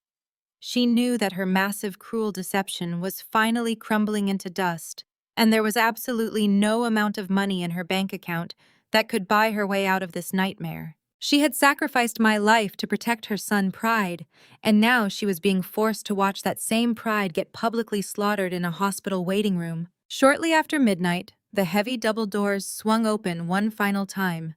Dr. Evans walked out carrying a single piece of paper. The entire waiting room instantly went dead silent. Even the weeping from Vanessa completely stopped. Julian stopped pacing and stood frozen in the center of the room, his chest heaving, sweat dripping down his forehead. He looked like a man standing on the gallows, desperately waiting for a pardon that was never going to come. "Give it to me," Julian demanded, holding out a violently shaking hand. Dr. Evans did not hand him the paper. He looked at Julian with a mixture of profound pity and professional detachment. "I am sorry, Mr. Davenport. The rapid DNA results are conclusive. The probability of paternity is 0%. You are not the father." The explosion of whispers was instantaneous and deafening. 0%. The words hit Julian like a physical blow to the stomach. He staggered backward, knocking over a plastic chair. He looked down at his own hands, the hands that had just willingly bled for a child that belonged to another man. His entire identity, his perceived masculinity, his unquestioned dominance in the family hierarchy, all of it instantly vaporized. He looked at the crowd of people staring at him. He saw the pity in their eyes. He saw the suppressed amusement. He saw the absolute destruction of his flawless social image. Julian let out a guttural, agonizing scream that tore through the hospital lobby, a sound of pure, unadulterated humiliation. He had spent his entire life mocking weakness, looking down on outsiders like me, completely convinced of his own genetic superiority. Now he was the ultimate punchline, the wealthy, arrogant CEO who had paid his wife $5 million to leave so he could raise another man, bastard children. The public execution of Julian Davenport's ego was completely finalized, and the absolute worst part of his nightmare was only just beginning, because the identity of the real father was still sitting comfortably inside the Davenport mansion, completely unaware that the explosive truth was about to walk right through the front door. The drive back to the Davenport estate was conducted in a suffocating, terrifying silence. Julian gripped the steering wheel of his Mercedes so tightly that his knuckles turned stark white, his eyes fixed dead ahead on the dark Atlanta roads. He drove recklessly, completely ignoring speed limits and traffic signals, fueled entirely by the explosive rage coursing through his veins. In the passenger seat, Vanessa sat curled into a tight ball, trembling violently, her face pressed against the cold glass of the window. She was sobbing quietly, a pathetic, high-pitched sound that only seemed to fuel the absolute fury radiating from her husband. In the back seat, Vivian sat rigid and silent, her mind racing desperately to find a way out of the collapsing labyrinth she had built. But there was no escape. The hospital had drawn the blood. The laboratory had processed the DNA. The absolute, undeniable truth was now a documented medical fact. Julian was not the father of those twin boys, and he was currently locked in a metal box with the woman who had humiliated him in front of his entire elite community. When the car finally screeched to a violent halt in the circular driveway of the mansion, Julian did not bother turning off the engine. He unbuckled his seatbelt, threw open his door, and marched around the front of the vehicle. He grabbed Vanessa by her upper arm, hauling her roughly out of the passenger seat. She stumbled in her expensive designer heels, crying out in pain, but Julian ignored her. He dragged her up the wide marble steps of the estate, kicking the heavy mahogany front doors open with such force that they crashed loudly against the interior walls. The few remaining staff members who were working the night shift immediately scattered, terrified by the chaotic violence erupting in the grand foyer. Julian shoved Vanessa into the center of the massive living room. She fell onto the plush Persian rug, weeping hysterically, her perfect hair disheveled and her expensive silk dress ruined. Julian stood over her, his chest heaving, his eyes burning with a manic, dangerous energy. He looked like a man who had completely lost his grip on reality. For 5 years, he had treated me like a defective piece of property, entirely convinced of his own genetic perfection. Now, the absolute certainty of his manhood had been ripped away, leaving behind a raw, bleeding wound of insecurity and rage. "Who is it?" Julian roared, his voice echoing violently off the high vaulted ceilings. "Who did you sleep with?" Vanessa covered her face with her trembling hands, shaking her head frantically. "Julian, please," she sobbed. "Please, you have to listen to me. I did not want to do it. I swear to God I did not want to." Julian grabbed a priceless crystal vase from a nearby side table and hurled it violently against the stone fireplace. It shattered into thousands of jagged pieces, causing Vanessa to scream and flinch backward. "Stop lying to me," he bellowed, his face twisting into a mask of pure hatred. "You played the innocent victim. You cried in my dining room and told my ex-wife that we were so deeply in love. You told me those boys were my legacy. Now look me in the eyes and tell me the name of the man who gave you those children. Tell me who you spread your legs for while you were spending my money and living in my house." Vivian finally walked through the front doors, her face pale, her breathing shallow. She stepped into the living room, trying to project her usual aura of commanding authority, but her hands were shaking visibly. "Julian, that is enough," she ordered, her voice lacking its usual sharp edge. "You are out of control. We will handle this discreetly in the morning. We need to consult with our lawyers before anyone says something they will regret." Julian whipped around to face his mother, his eyes wide with absolute disbelief. Discreetly, he screamed, "You want to handle this discreetly? Half of your church congregation was sitting in that hospital waiting room, Mother.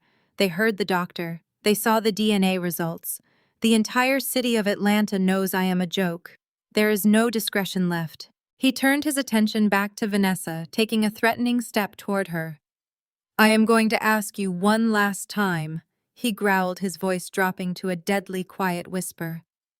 "Give me the name, or I swear I will throw you out into the street tonight with nothing but the clothes on your back, and I will make sure you never see a single dime of Davenport money again." Vanessa looked up, her mascara running down her cheeks in thick, dark streaks. She was cornered. She knew Julian was entirely capable of destroying her life, and her survival instincts immediately kicked in. She desperately needed a shield, someone else to take the blame for her betrayal. She frantically scanned the room, her eyes darting toward the grand staircase, then toward the hallway leading to the back of the estate. At that exact moment, the heavy oak doors of the library swung open.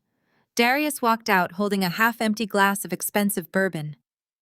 He was wearing silk pajamas, completely oblivious to the catastrophic events that had transpired at the hospital over the last 3 hours.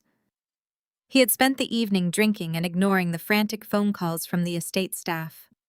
He froze when he saw the shattered crystal on the floor, Vanessa weeping on the rug, and his older brother standing over her like a vengeful god.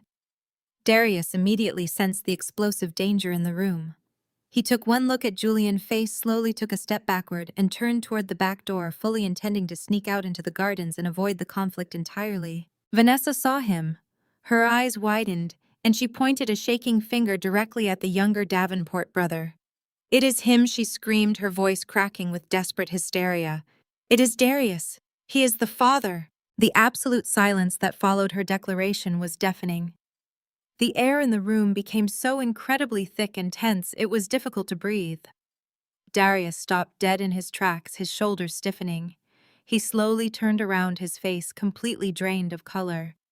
He looked at Vanessa, his eyes wide with sheer panic, silently begging her to shut her mouth. But the damage was already done. The words had been spoken and they hung in the air like a lethal poison. Julian slowly turned his head to look at his younger brother. His mind was violently connecting the pieces of the puzzle he had previously refused to see. The hazel eyes, the lighter complexion, the constant uncomfortable tension whenever Darius held the baby boys. The late nights Vanessa had spent at the same VIP clubs his brother frequented. It all made perfect, sickening sense. His own brother, his lazy, irresponsible party boy younger brother, had slept with his wife and fathered the children he had proudly claimed as his own. "You bastard," Julian whispered, his voice trembling with a rage so profound it shook his entire body. Julian charged across the living room with the speed and ferocity of a wild animal. He tackled Darius to the floor, sending the glass of bourbon flying against the wall. The two brothers crashed violently into a heavy wooden console table, knocking over expensive lamps and framed family photographs. Julian pinned Darius to the hardwood floor, pulling his fist back and driving it repeatedly into his brother's face. He hit him with 5 years of suppressed insecurity, the utter humiliation of the hospital waiting room, and the devastating realization of his own biological failure. Darius tried to fight back, raising his arms to shield his face. But he was completely overpowered by Julian's manic, adrenaline-fueled strength. Vivian screamed, rushing forward and grabbing Julian's shoulder, desperately trying to pull him off his brother. "Stop it!" she shrieked, her perfect composure entirely shattered. "You are going to kill him. Julian, get off of him right now." Julian ignored her, drawing his fist back for another brutal punch. But before he could strike, Vanessa scrambled to her feet. She ran toward the fighting brothers, her voice cutting through the chaotic violence like a sharp blade. "Don't touch him!" Vanessa screamed at the top of her lungs. "Stop hitting him, Julian. It was not his fault. Your mother made us do it." Julian's fist froze in midair.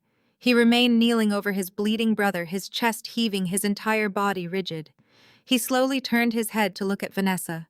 The sheer confusion in his eyes was almost pitiful to witness. "What did you just say?" he asked, his voice barely a whisper. Vanessa stood in the center of the ruined living room, tears streaming down her face, pointing directly at Vivian. "I said she made us do it!" Vanessa cried, her voice trembling but gaining strength as she finally unleashed the massive toxic secret. "Your mother came to me months before we even got married. She knew you were completely sterile, Julian. She knew you could never give her the heirs she desperately wanted for this family. She told me that if I wanted to marry you, if I wanted to secure my place in this dynasty, I had to provide you with children that carried the Davenport bloodline. She orchestrated the entire thing. She paid for the private hotel rooms. She forced Darius to sleep with me. She told us it was the only way to protect your ego and save the family reputation. She paid your ex-wife $5 million to leave so you would never find out you were the one who was broken." Julian slowly stood up, backing away from his bleeding brother on the floor. He turned his gaze toward his mother. Vivian stood frozen, her face completely ashen, her eyes wide with terror. The powerful, commanding matriarch who had dictated the social rules of the Atlanta elite for decades suddenly looked incredibly small, fragile, and pathetic. Julian stared at the woman who had birthed him, the woman who had controlled every aspect of his entire life, the woman who had engineered his massive public destruction just to save face at her country club. He did not yell. He did not throw anything else. The violent rage that had consumed him moments ago was entirely replaced by a cold, hollow emptiness. He finally understood the absolute magnitude of the lie.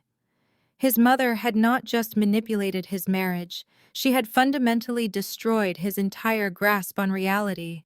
She had literally orchestrated the conception of his nephews inside the womb of his own wife, all while patting him on the back and calling him a king.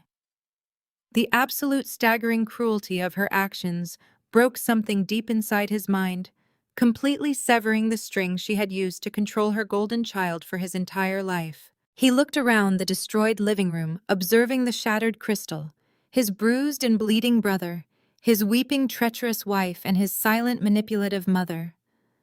The grand Davenport estate, once a symbol of unmatched power and elite status, had been reduced to a pathetic, broken circus of lies and absolute depravity.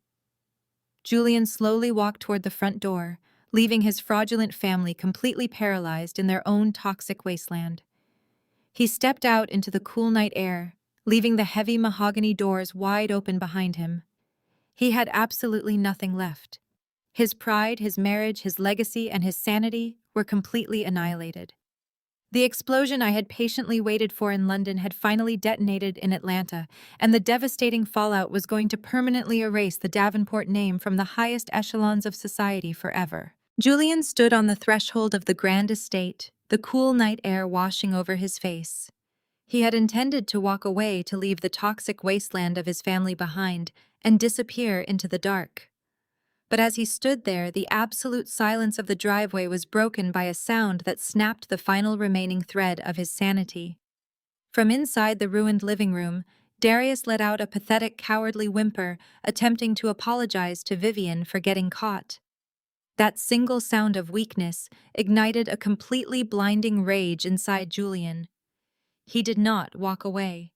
He pivoted on his heel and charged back through the open mahogany doors with the unstoppable force of a derailed freight train. Darius barely had time to look up from the floor before Julian launched himself over the expensive velvet sofa.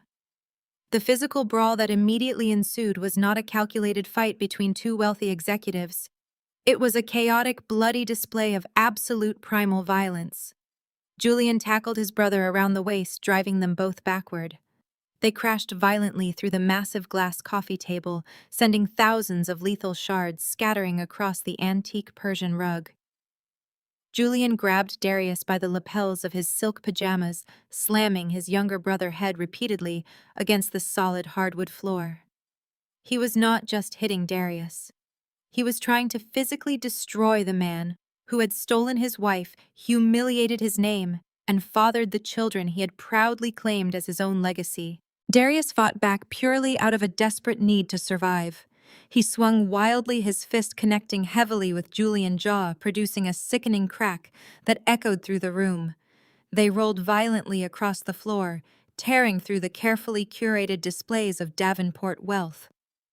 The antique porcelain vases Vivian had imported from Italy were smashed into worthless dust. The custom-framed oil portraits of the fake Davenport family were ripped from the walls and trampled under their bleeding hands. Blood smeared across the pristine white walls and soaked into the expensive upholstery.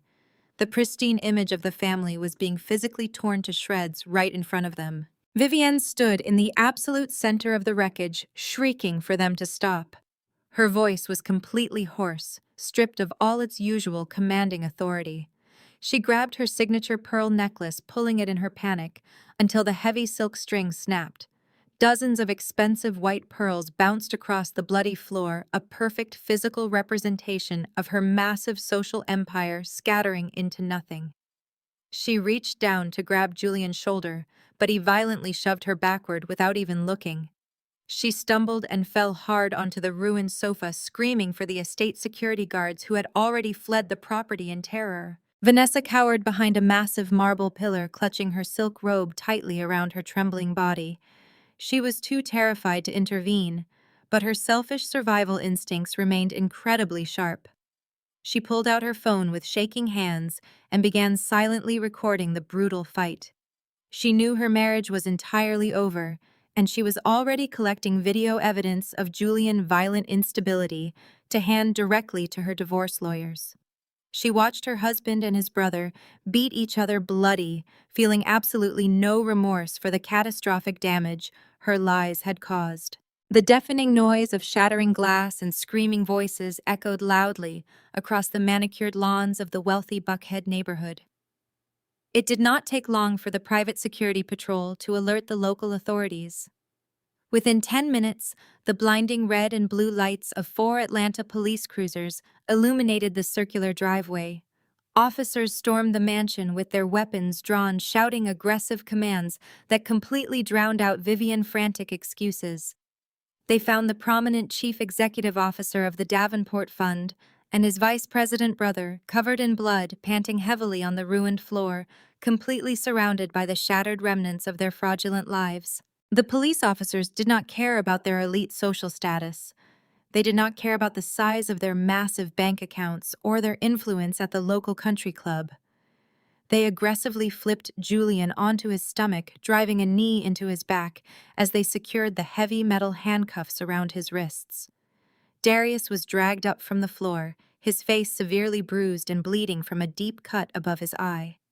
The officers marched both men out of the front doors, in full view of the wealthy neighbors who had stepped out onto their sprawling porches in expensive robes to watch the spectacular, unprecedented downfall. Vivienne chased after the officers down the marble steps, frantically waving her arms and offering to write a massive check to make the arrest disappear. She demanded that they release her sons immediately, threatening to call the police commissioner who regularly attended her church. The commanding officer firmly pushed her back behind the yellow police tape, warning her that she would be arrested for obstruction if she took another step. The humiliation was absolute and entirely unavoidable.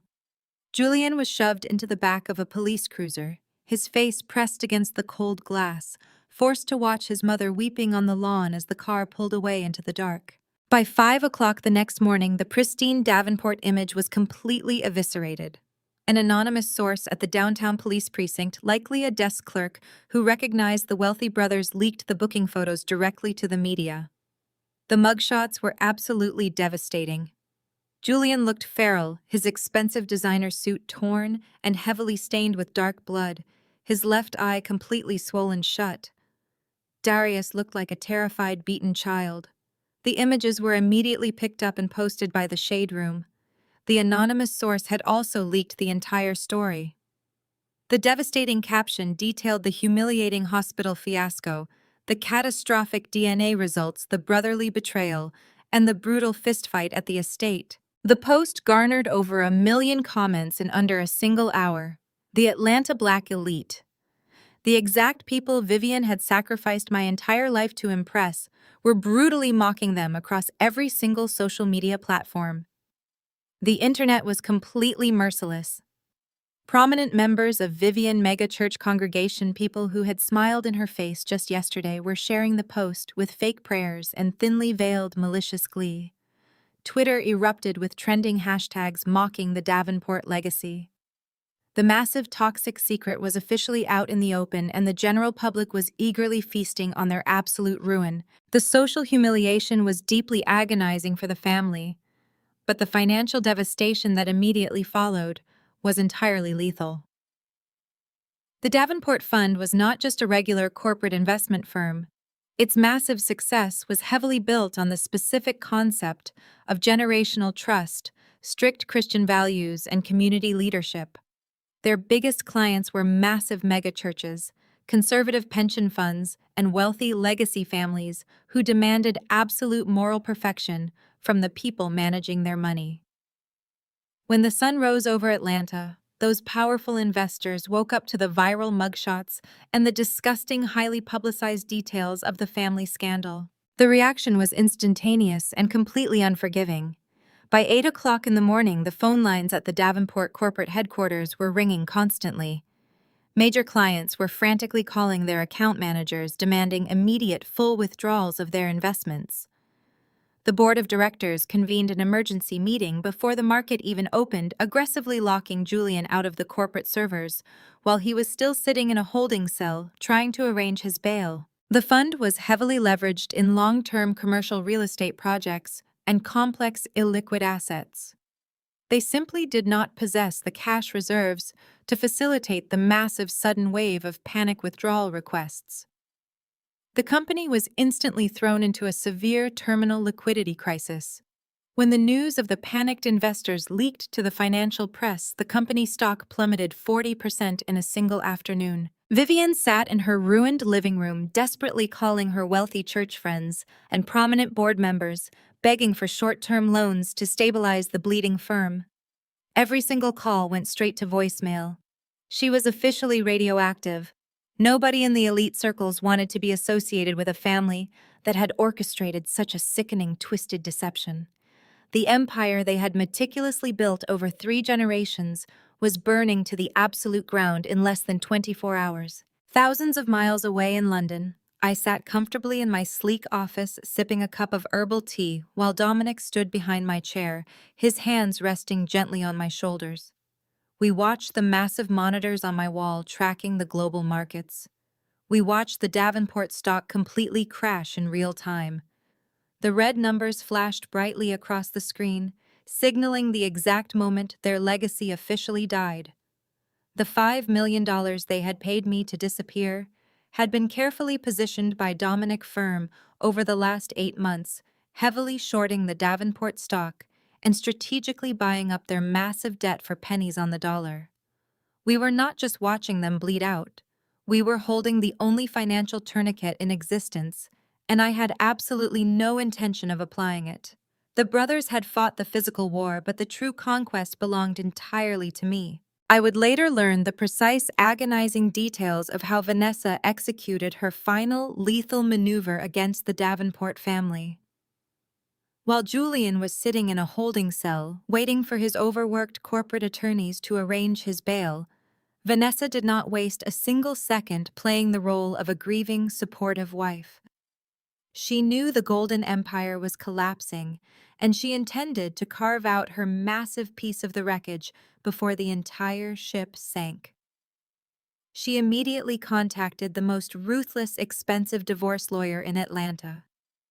This was a man notorious for utterly destroying wealthy husbands and liquidating their highly protected assets with terrifying efficiency.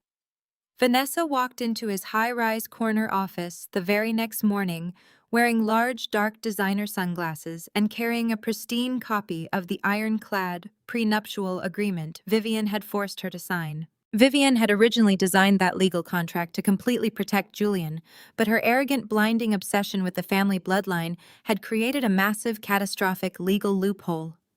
The prenup specifically stated that Vanessa would receive a highly generous multi-million-dollar settlement and a permanent 50% ownership stake in the primary residential estate if she successfully produced Davenport heirs. The legal document completely failed to specify that those heirs had to be biologically fathered by Julian himself. Because Darius was a legitimate blood-born Davenport, the twin boys legally fulfilled the exact literal requirements of the written contract. Vanessa had technically delivered the Davenport heirs she was contracted to produce, regardless of which brother had actually supplied the genetics. Armed with this undeniable, airtight legal technicality, Vanessa's lawyer immediately filed an aggressive emergency injunction. He successfully froze all of Julian's personal bank accounts, completely locked him out of his own financial portfolios, and secured an immediate court-ordered eviction notice, barring Julian from ever stepping foot back inside the Buckhead mansion. Vanessa legally claimed half of whatever was left of the crumbling estate, demanding massive retroactive child support and staggering emotional damages for the alleged physical and psychological abuse she suffered during the brutal brawl.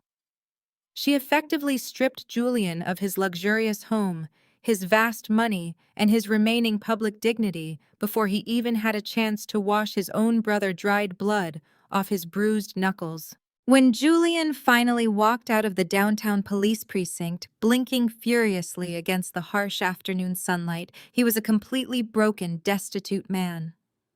The corporate board of directors had officially convened and terminated his position as chief executive officer, cutting off his massive executive salary and permanently severing his access to the unlimited company credit cards. When he desperately tried to call his mother for financial help, the call went straight to her automated voicemail. Vivian completely blamed Julian for the public destruction of their pristine image. She simply could not forgive him for brawling on the floor like a common uncultured criminal in front of the local police and the entire elite neighborhood. She effectively disowned him, changing the security codes to her private townhouse, and explicitly ordering her remaining staff to turn him away if he showed up. Julian was forced to hail a cheap, battered taxicab and check into a miserable, rundown motel on the desolate outskirts of the city. The man who had spent his entire adult life wearing custom Italian suits, driving imported sports cars, and drinking exceptionally rare scotch, was now sitting on a sagging, stained mattress in a room that smelled strongly of cheap bleach and stale cigarette smoke. He had absolutely nothing left in the world. The high society friends who used to eagerly kiss his ring and attend his lavish parties now openly mocked his mugshot on the internet. The younger brother he had grown up with had stolen his manipulative wife. The controlling mother who had dictated his every move had completely abandoned him to the hungry wolves. He was completely isolated, drowning in a suffocating dark ocean of public shame and total financial ruin. It was during his third consecutive miserable night in that depressing motel room, heavily fueled by cheap corner store liquor and overwhelming crushing despair, that Julian's mind completely snapped. He opened his cracked smartphone, his thumb hovering anxiously over the social media applications he had previously avoided out of pure humiliation. In his twisted, desperate, agonizing state, he sought out the only person he believed he could still mentally control. Me. He typed my name into the digital search bar, fully expecting to find a pathetic, depressed woman struggling to survive in a tiny, cramped apartment, endlessly mourning the devastating loss of her wealthy, powerful Atlanta husband. He desperately wanted to look at my supposed misery, just to make himself feel slightly better about his own catastrophic, humiliating downfall. Instead, the search engine returned a massive, blinding wave of high-profile international press coverage. Julian stared at the glowing mobile screen, his bloodshot, exhausted eyes widening in absolute paralyzing shock. The top search result was not a tragic, sympathetic update about a lonely, discarded divorcee. It was a massive digital spread from the latest, highly anticipated issue of European Vogue. He clicked the bold link, his hands shaking violently, as the high-resolution, professionally captured image slowly loaded on his cracked screen. There I was, standing gracefully on the sprawling balcony of my luxurious Mayfair penthouse, overlooking the stunning, brightly lit London skyline. I was wearing a breathtaking, custom-designed haute couture gown that cost more than his current annual salary, my hair perfectly styled, radiating an aura of absolute, untouchable, magnificent power. The bold, striking headline beneath the glamorous photograph read, "The new queen of the European art market," detailing exactly how my elite consulting firm had just brokered a record-breaking multi-million-pound acquisition for a prominent global tech billionaire. The extensive article lavishly praised my ruthless business acumen, my sophisticated elegance, and my massive, rapidly expanding personal net worth. There was absolutely no mention of my traumatic past in Atlanta. There was no mention of the disgraced Davenport family. I had completely transcended their petty, toxic, insignificant world. Julian sat in the dark, suffocating motel room, staring blankly at my triumphant photograph for hours on end. A normal, rational human being would have looked at that glowing article and instantly realized they had made a massive, unforgivable, life-ruining mistake. They would have accepted their devastating defeat, closed the phone, and tried to figure out how to quietly rebuild their shattered life. But Julian was entirely lacking in rationality. His fragile ego had been so severely battered and violently destroyed over the past week that his broken brain desperately constructed a completely delusional, wildly inaccurate alternate reality just to survive the crushing psychological trauma of his current existence. He completely convinced himself that my massive, undeniable success was actually an elaborate, desperate cry for his help. He looked at the $5 million I had brilliantly used to build my international empire and somehow twisted the factual narrative in his sick mind. He told himself that I had only taken the hush money because I was deeply hurt by his mother's cruel lies, not because I actually wanted to leave him forever. He convinced his desperate heart that I was still madly, unconditionally in love with him, secretly waiting in my European castle for him to finally break free from his toxic family and come rushing back to me. In his completely fractured, delusional mind, I was not a powerful, independent, self-made billionaire. I was just a heartbroken, loyal wife, securely holding on to his wealth, desperately keeping a warm seat ready for him at the absolute top of the financial world. He reasoned wildly that if he could just see me in person, if he could just look deeply into my eyes and tearfully explain how Vanessa and his manipulative mother had completely tricked him, I would instantly forgive everything that had happened. He genuinely, pathetically believed I would welcome him back with wide-open arms, happily hand over the keys to my massive European business empire, and effortlessly save him from his miserable, ruined, lonely existence. The sheer magnitude of his toxic delusion was absolutely terrifying, but it gave his empty life a desperate, frantic, burning sense of purpose. Julian frantically checked his old dormant airline loyalty accounts. His corporate travel cards had been permanently frozen, and his personal bank accounts were completely drained dry by Vanessa aggressive lawyers. But he suddenly remembered he still possessed a massive unused stockpile of frequent flyer miles from his previous years of flying first class around the world for the Davenport Fund. He rapidly logged into the airline digital portal, his heart hammering violently against his ribs, and anxiously checked the remaining balances. He had exactly enough miles left to book a single direct one-way economy ticket to Europe. He looked back at the digital Vogue article glowing brightly on his phone screen. The final descriptive paragraph casually mentioned that I would be attending a highly exclusive, heavily guarded invite-only gala in Paris the following weekend to publicly celebrate the grand opening of a massive new contemporary art exhibition. That minor detail was all the confirmation his delusional, desperate mind needed. He did not bother to pack a suitcase because he literally had no clean clothes left to pack. He did not write a goodbye note for his furious mother or his bleeding brother because they were entirely, permanently dead to him now. He simply grabbed his crumpled American passport, walked out of the miserable-smelling motel room, and hailed a passing cab directly to the massive international terminal at the Atlanta airport. As he hurriedly boarded the crowded commercial flight to France wearing the exact same wrinkled, dirty, blood-stained designer suit he had been violently arrested in days prior, Julian felt a sick, twisted, entirely misplaced sense of imminent triumph. He foolishly thought he was flying directly toward his ultimate financial and romantic salvation. He arrogantly thought he was about to effortlessly reclaim his rightful throne and his endlessly loyal, wealthy wife.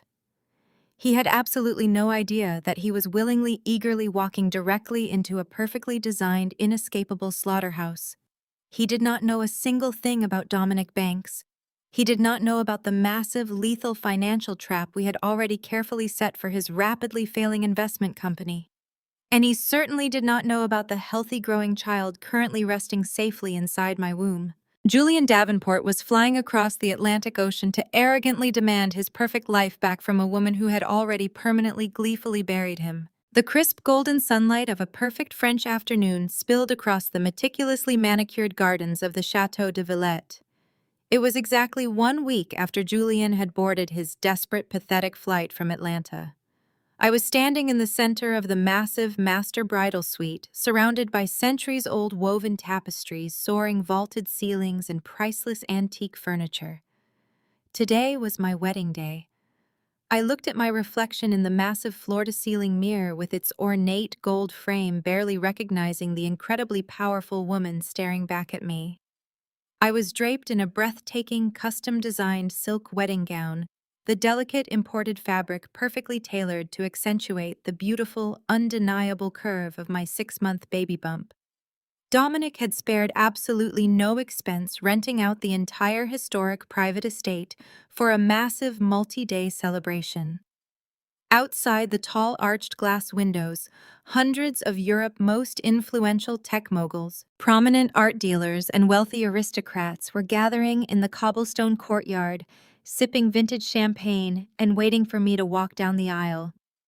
I was not just a bride preparing for a ceremony. I was the new matriarch of a rapidly expanding dynasty, completely surrounded by immense wealth, genuine unconditional love, and absolute security. My private makeup artist was just finishing the final delicate touches on my lipstick when she politely stepped out of the room to fetch my custom floral bouquet, leaving me entirely alone in the quiet, peaceful sanctuary of the suite. I rested my hands gently on my stomach, feeling a strong, reassuring kick from my unborn daughter. I closed my eyes, taking a deep, calming breath of the fresh, lavender-scented air, blowing softly through the open balcony doors. But that perfect, tranquil silence was suddenly and violently shattered.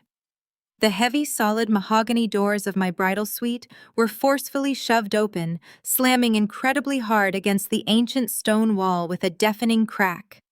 I spun around immediately, fully expecting to see my frantic wedding planner rushing in with a minor last-minute scheduling update. Instead, I found myself staring directly at a literal ghost from my deeply buried past. Julian stood in the doorway, his chest heaving violently as he gasped for air like a drowning man. He looked absolutely horrifying. The man who had once been the polished, arrogant, untouchable prince of Atlanta high society was entirely unrecognizable. His face was covered in dark, yellowing, ugly bruises from his brutal, highly publicized fistfight with his brother Darius. He was severely unshaven, his jaw covered in rough, unkempt stubble. His eyes were completely bloodshot, wild with manic energy, and sunken deep into his skull from severe sleep deprivation. He was wearing the exact same tailored designer suit he had been violently arrested in days prior, now completely wrinkled, heavily stained with dried dark blood, and smelling strongly of cheap alcohol and stale airport sweat. I would later learn exactly how he had managed to bypass the heavy armed private security at the front gates of the chateau.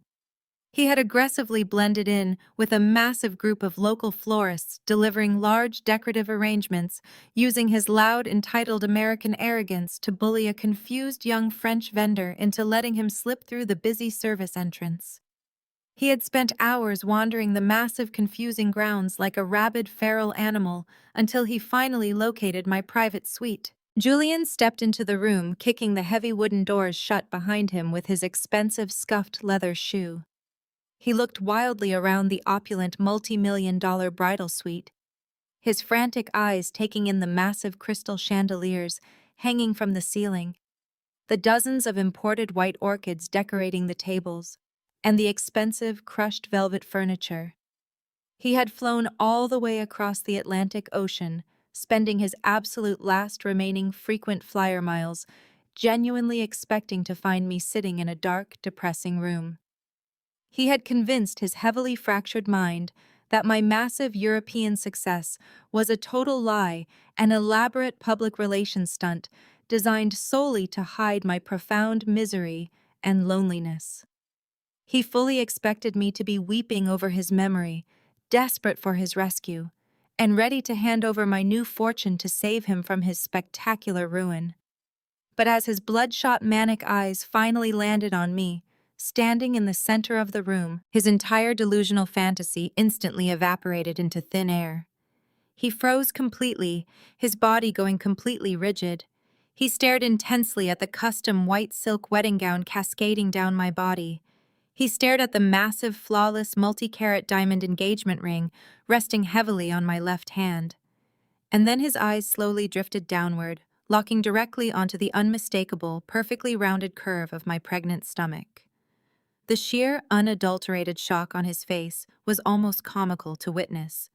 His jaw went entirely slack, dropping open in absolute disbelief. He took a shaky, unstable step backward, as if an invisible force had just physically struck him directly in the chest. For a brief, pathetic moment, I thought he might actually break down and cry right there on the antique rug. I thought the crushing reality of his absolute, undeniable defeat had finally pierced through his incredibly thick, arrogant skull. He was looking at the exact life he had always demanded: a beautiful, wealthy wife carrying a healthy child, but it completely belonged to another man. But Julian was entirely incapable of genuine self-reflection or accountability. His fragile, toxic ego, already brutally battered and completely destroyed by Vanessa and his manipulative mother back in Atlanta, simply could not handle the undeniable visual proof of my total victory. To protect his shattered, desperate mind from completely collapsing, he instantly defaulted to the absolute only defense mechanism he knew: pure, venomous, hateful hostility. His bruised face twisted into an ugly, terrifying sneer. The initial shock instantly melted into a blinding, completely irrational rage. He pointed a shaking, filthy finger directly at my stomach. "So this is why you took the money!" He spat, his voice echoing sharply and violently in the quiet stone room. "You were sleeping with some European trash the entire time we were married." I stood perfectly still, my hands resting protectively over my baby. I did not flinch away from his anger. I did not scream for my armed security team stationed at the end of the hallway. I simply looked at him with an overwhelming sense of cold, detached, absolute pity. He was so completely pathetic, so entirely consumed by his own toxic narcissism and deep-seated misogyny, that he was actively trying to twist my glorious, beautiful reality into another one of his disgusting, manipulative lies. He took another aggressive, threatening step toward me, his voice rising from a harsh whisper to a frantic, unhinged shout. "You played the tragic victim perfectly in my dining room, Nia. You sat there acting like you were so heartbroken about your permanent infertility. You made me feel sorry for you while you were just waiting to cash out and run off with your secret lover. You stole $5 million from my family. You stole my mother money to fund this ridiculous, pathetic charade." He laughed, a harsh, grating sound that held absolutely no humor, only deep, agonizing bitterness. "You think you won because you found some rich idiot to buy you a pretty white dress? Whose bastard child is that, Nia? Tell me which arrogant European fool you spread your legs for while you were living in my house pretending to be a loyal, faithful wife. You are nothing but a gold-digging fraud, and I am going to walk right out there and tell your new husband exactly what kind of manipulative trash he is marrying." Julian stood there, his chest heaving, his fists clenched at his sides, completely convinced that he had just uncovered some massive, scandalous conspiracy. He genuinely believed his angry accusations. In his twisted mind, it was the only logical explanation for my sudden pregnancy, because accepting the alternative meant accepting his own profound biological failure. He wanted to drag me down into the filthy, humiliating mud where he currently lived. He wanted to ruin my perfect wedding day, just like his own fraudulent marriage had been ruined. He looked at me with pure hatred, waiting for me to break down, waiting for me to frantically beg him to keep his mouth shut. He thought he finally held the upper hand. He had absolutely no idea that I was holding the ultimate devastating medical truth, and I was about to use it to completely obliterate whatever tiny fraction of his sanity still remained. I watched him panting like a cornered animal, letting his pathetic insults wash over me without causing a single ripple of genuine emotion. I had waited 8 long months for this precise moment. I had planned for it, anticipated it, and built my entire financial strategy around it. Julian Davenport had aggressively forced his way into my private sanctuary to hurl baseless accusations, but he was about to receive the most brutal, undeniably factual education of his entire miserable existence. I did not scream. I did not flinch. I did not call for the heavily armed security guards stationed just outside my heavy mahogany doors. Instead, I simply looked at his red, bruised face, listened to his unhinged, pathetic accusations, and I started to laugh. It was not a nervous laugh or a defensive chuckle. It was a rich, full, completely relaxed laugh that echoed off the high vaulted ceilings of my bridal suite. My laughter completely shattered the aggressive, threatening momentum he had desperately tried to build. Julian stopped yelling, his chest heaving, as he stared at me in absolute, profound confusion. He was expecting fear, guilt, or at least angry denial. He was entirely unprepared for my genuine amusement. His bruised face twitched as his fragile ego struggled to process my reaction. "What is so funny?" he demanded, his voice cracking slightly, losing the commanding edge he had just tried to force upon me. "You think stealing my family money is funny?" I stopped laughing, taking a slow, measured step toward him. The heavy silk of my wedding gown rustled softly against the antique rug. I looked directly into his bloodshot eyes, completely stripping away the invisible pedestal he had stood on for his entire life. "Julian," I said, my voice eerily calm and dripping with absolute lethal certainty.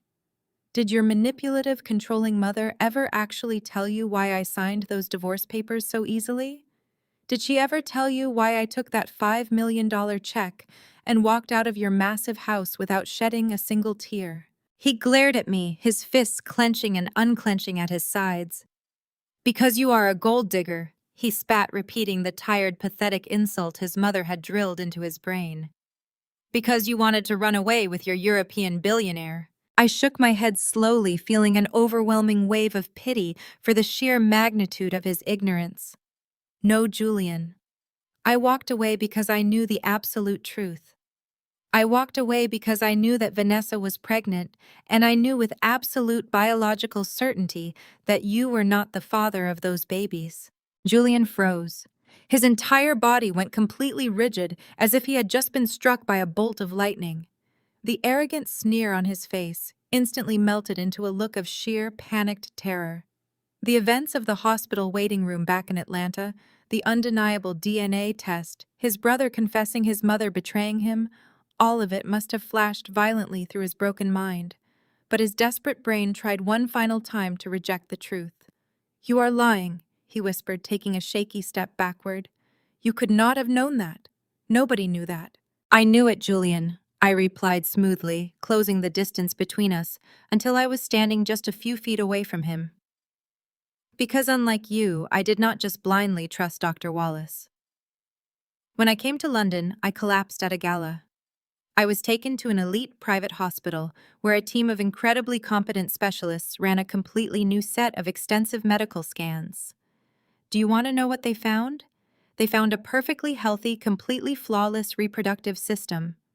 I was never infertile. I never had severe ovarian scarring.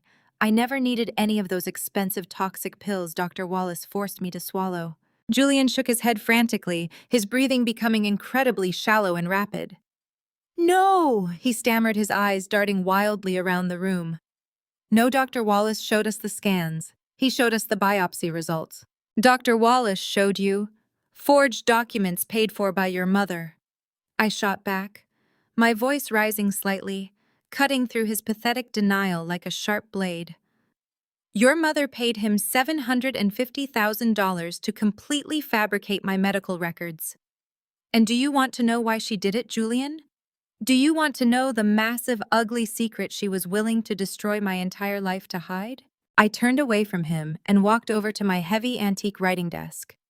I opened the top drawer and pulled out the thick manila folder my private investigator had delivered to me 8 months ago. I carried it back across the room and shoved it directly against his chest. He reflexively brought his hands up to grab it, holding the heavy file as if it were a live grenade. "Open it," I commanded. Julian's fingers were trembling violently as he slowly opened the manila folder. The very first document inside was the highly classified, heavily encrypted medical file bearing his exact name. I watched his eyes scan the clinical terminology highlighted in bright yellow ink. I watched his bruised face drain of all remaining color, turning a sickly ashen gray. "You have non-obstructive azoospermia," I said, speaking the clinical words clearly and deliberately, ensuring they carved themselves permanently into his shattered ego. "You produce 0 sperm, Julian. You are completely genetically incapable of fathering a child. You always have been. The infection you suffered as a teenager completely sterilized you. Your mother always knew you were completely defective. She knew her precious golden boy could never produce the heirs she desperately demanded to secure the Davenport legacy. So she bought you a fake diagnosis. She made me the scapegoat so your fragile masculine pride would not completely shatter in front of your wealthy country club friends. She orchestrated the affair between Vanessa and your brother Darius, just to produce babies that carried the Davenport blood, and she paid me $5 million to disappear before you ever figured out you were shooting blanks." Julian stared at the medical documents in his shaking hands. He read the irrefutable evidence of his own biological failure.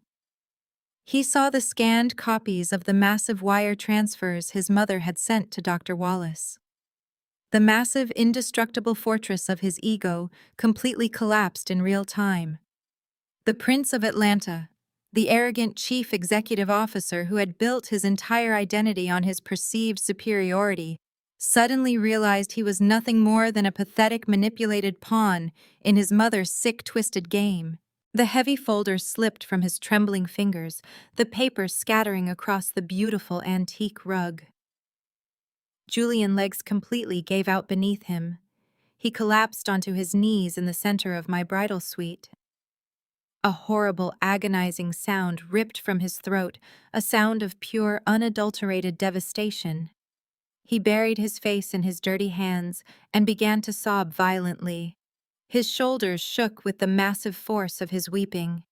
It was a pathetic, deeply humiliating display of total defeat. He was mourning the absolute loss of his manhood, his marriage, his family, and his entire grasp on reality. I stood over him, looking down at the broken man who had once allowed his family to treat me like defective garbage. I felt absolutely no sympathy. I felt no urge to comfort him. I simply waited for his violent sobbing to subside into quiet, pathetic gasps for air.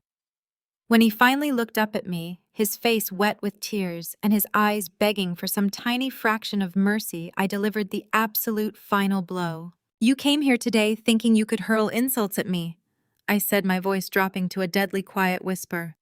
"You came here thinking you could ruin my wedding day and drag me back down into your miserable, ruined life. But you completely forgot who you were dealing with, Julian. You forgot that I am a businesswoman, and I recognize a highly profitable exit when I see one." He stared at me, his chest heaving, completely unable to form a single coherent word.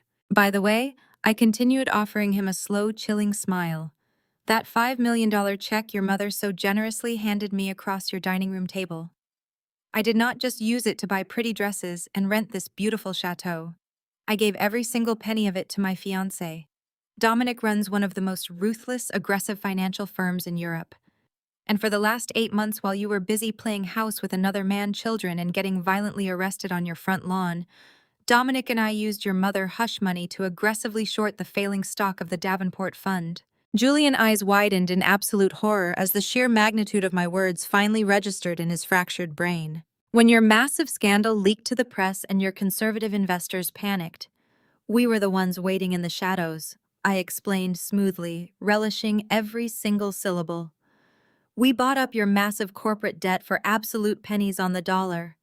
We acquired controlling interest through a network of anonymous offshore holding companies. We orchestrated the entire liquidity crisis that just completely destroyed your family empire. No, Julian whimpered, shaking his head frantically. No, you cannot do that. The board would never allow it. The board has already approved the hostile takeover, Julian first replied, my voice ringing with absolute undeniable authority. The paperwork was finalized yesterday morning. I do not just own my own life now. Dominic and I legally own the Davenport Fund. We own the commercial real estate. We own the investment portfolios. We own the very legacy your mother sacrificed my sanity to protect. I leaned down slightly, bringing my face closer to his tear-stained, bruised cheek. You work for me now, Julian, I whispered. Or rather, you did. Because as the new majority shareholder, my very first executive action was restructuring the corporate leadership. You are officially fired. Your massive severance package will be exactly $0. You have absolutely nothing left. Julian remained kneeling on the floor, his mouth opening and closing silently, completely paralyzed by the catastrophic reality of his absolute ruin. He had lost the physical fight against his brother, but I had just completely annihilated his entire existence. The ultimate clapback was not a loud argument or a physical altercation. It was the quiet, undeniable sound of a pen signing the legal documents that transferred his entire family empire directly into my hands. Now get out of my suite! I ordered, my voice hardening into solid steel. I have a wedding to attend, and you are dirtying my carpet. I turned my back on him, completely dismissing his pathetic existence, and walked toward the open balcony doors to wait for my security team to drag the trash out of my beautiful French chateau. He was permanently erased from my future forever.